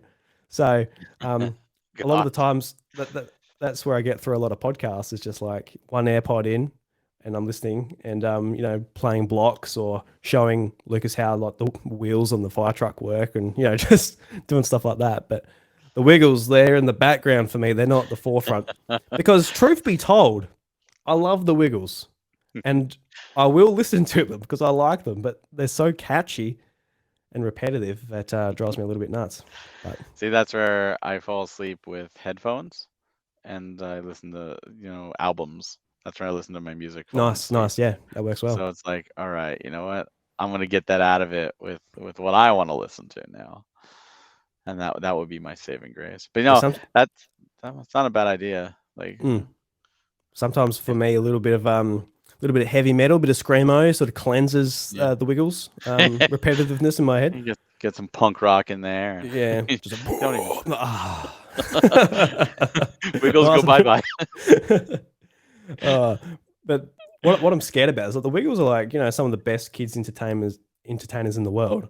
What about just some of like the random crap on YouTube he's going to find and want to watch? That's what scares me personally. I'm like, oh god, he's going to come across Blippy one point or 0.1 or something, and that's when it's going to be scary. I don't know if you've seen Blippy, but No. Blippy, yeah, no, yeah, just I don't want to introduce that to your life. It is on Netflix now too. And then just play the same YouTube video over and over and over again ad nauseum at the highest volume. It's like right in the middle of an important cutscene you want to play in a game, and all of a sudden it's like this, like, go in the other room or I'm gonna kill you, you know? Yeah, when I finally get to playing Final Fantasy 16, some big moment's going to happen, and then just running on the spot, run. I'm like, oh no. Oh, you can't play that with him in there. That he has to be asleep for you to play 16 at this point. Oh yeah, definitely. Because Yeah.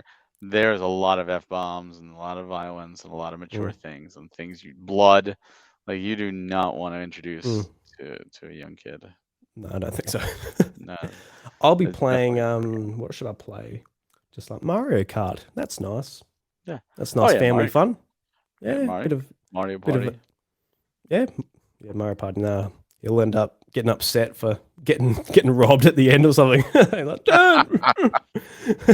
Well, Mario Kart, you hit him with a blue shell, right? It's across to the finish line or something like that. Yeah, in Mario Kart and Super Smash Brothers, there's no way I'm letting him win. It's like, mate, you got to learn the hard way. All right, when it comes to these games, you got to find another game you like if you want to win. You could probably find there's a lot of games I'll be bad at. So there's a lot of educational games on the Switch too. There's a Coco Melon games, and there's Peppa Pig games. Oh, Coco Melon. And there's Nickelodeon kart racing. You could do that. Yeah. Yeah, so they got the All Stars 2 coming out as well. Yeah. No, I'm actually going to give that a go. I didn't mind the first one, but All Stars 2, it's like, they might be improved a little bit more. But it wasn't that long ago I bought the other one. It's only a couple of years ago. But yeah, so you might find. Oh, you can play Race with Ryan with him. Yeah, what's that like? Is that Ryan YouTuber, the toy? Yes, it is. Yeah. he's got a video game. How is it? Is it great? Terrible, of course. Yeah. But it's on the Switch. Got a physical copy, do you? Yes, it does. Multiple ones. Oh, all right. And do you have it? Of course, I have the set, so unfortunately, I have it. Yeah. Yeah, right. So you got So it's a racing game, is it? Like a Mario Kart knockoff, it's like is a it? terrible Mario Kart knockoff. Right. Interesting. Because it's fascinating that it actually got physically printed as well. That's a lot of effort to get it there. But I guess if you're going for that type of market, you probably want it in the stores in front of them. Yep. It's like that type of thing you put at the end of like a checkout when you're doing like a food shop and the kids see it. Like, oh, Mom, can I have that? It's like, yeah, I guess. I guess. Sure. He'll keep you out of my hair for a little bit. I also think as kids, you have more tolerance for shitty games. Oh, yeah, definitely. Yeah. So it kind of works. But just because it's a game for kids doesn't mean it should be shitty. No, definitely not. And that's where I feel like Pokemon gets away with some of its aspects as well. Just like, oh well, no one's complaining about it. And it's only the adults like us that might be like, I wish it was better, but the kids don't care. It's ultimately where it comes down to. But yeah, no. Well, I'm looking forward to playing games with my son going on, and I wish you luck going forward for the next couple of months. Because wish you luck too. Thank you. Yeah, make most of when they're a tiny little nugget because they grow up really quick. Like we've got photos of Lucas when he was just a little baby, and we go past it in the hallway and go, oh my god, like it goes by so quick. Oh, they'll be a kid for a long time, but they'll only be like a little nugget for so long. So make the most of it before they get too heavy and you can't throw them around anymore. Yeah, he is a little nugget, and we love him, and it's just one of those where everyone says it goes by so quickly, and I always say my wife is looking forward to the day when she gets to learn his personality and have conversations with him, and I'm looking forward to the day he moves out for college. You already count down the days. You got like an app on your phone, just like, oh yeah, it's like, oh, was it 6,000 whatever days until high school or whatever events going on. No, But I think once I'm really looking forward to just being able to know his personality yeah, and getting to know him, and especially self-sufficient. I very much look forward to self-sufficient when I'm like, all right, you can you can take care of a lunch for yourself, like one meal a day, or Mm. you can go upstairs and you could turn on the TV and turn on your system and sit there and play, and do that by yourself. You don't need assistance for that. Like, I look forward to that because then that's a little bit of independence.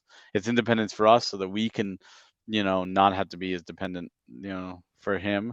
And it's for him to it's like a sign of growing up. Like, Mm. because as kids, it's like, I want to do it. I want to do it. You always want to do it. You want to show that I can do this. And it's a great feeling to be like, oh, I turned on the TV without needing mommy and daddy, and I was able to load up my game or load up my TV show without their assistance.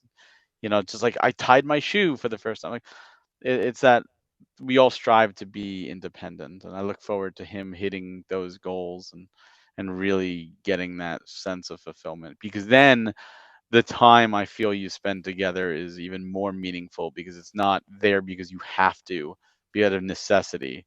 It's there because it's like, cool. We don't. I'm not here just to turn on the TV for you. I'm here because we're gonna spend time together because we want to spend time together, Yeah, not because you need your parental supervision.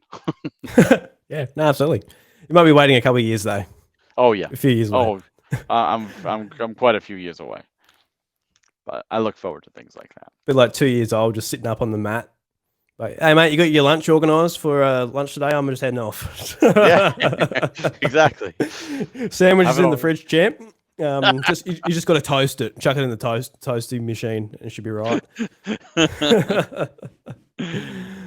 No, I certainly appreciate your time. Of course. With over a 3 hour show, so Yeah. had a great time. It was a great sort of dad catch up. It's nice to talk to another fellow dad, especially a brand new one. Yeah. And it wasn't that long ago where I was in your shoes, just like, oh, here we are, brand new kid, and it's a massive sort of change.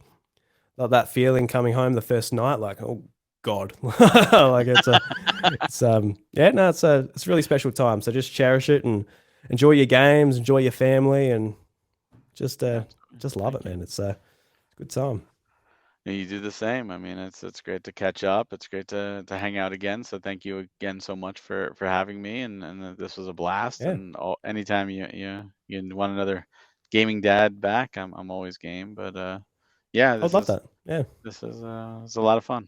yeah. And I Good was things thinking for when we're talking about the Atelier Riser trilogy, yeah. when I finish that, I'd love to have you back on. We'll talk about like just in Oh depth about the yes, story. That'd be great. I'd yeah, love to do that. yeah.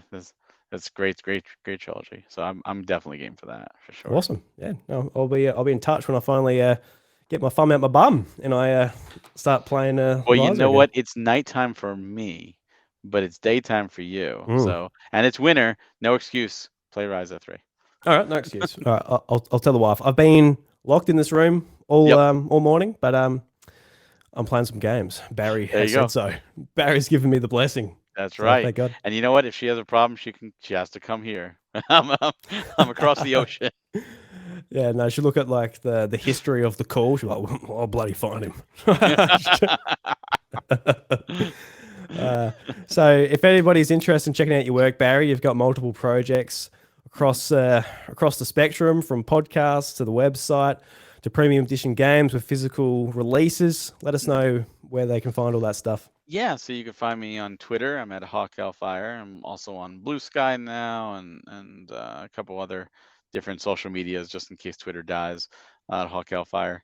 You could also find premium edition games at premiumeditiongames.com, where we have several games up for pre-order right now. We've got a lot of games in stock and shipping, so check those out for the Switch. We got PlayStation stuff coming soon. We're actually part of a Kickstarter that's ongoing right now for a game called Crystalla. It is a 3D action adventure role-playing Souls-like game where you play the cat. It's like cat races versus rat races. Really, really cool. That's ongoing for another 2 weeks. So we have a physical we're doing with that. Great team. And then you can find me also at nintendofuse.com and youtube.com/nintendofuse, where we do our podcast every other Monday. We're taking a little bit of a break. We're coming back at the end of August or early September. So looking forward to getting into that. We took a little break for the kiddo. So yeah, that's pretty much where you can find me. Yeah, no, beautiful. No, it's it would be great once you get back into podcasting. I'm sure you've missed it a bit, but yes, I have. Yeah, that's good. You can just stretch your legs here, and you'll be back all firing on all cylinders when Nintendo Fuse gets back on the air. Damn straight. Yeah. So everybody, thank you very much for listening. But until next time, the doors to the House of Mario, they're closed. Catch you later. The House of Mario, a Nintendo podcast, is recorded in the southeast of South Australia. It is produced by me, Drew Agnew, and is supported by my kind and generous housemates at patreon.com/idrewy. Call in for my behind-the-scenes podcast, Secret Recordings, and Heaps Good, the South Aussie take on a conversational show with my good friend Josh of Nintendvania. A huge shout out to the legends who support me at the iDruby Patreon Mega Feed tier or higher on Patreon, including Brendan Myers, Oliver Chaston, Samuel Hay, DJ, and Lemonade. Let's continue to make passionate Nintendo content as we climb the stairs to 300. Thank you.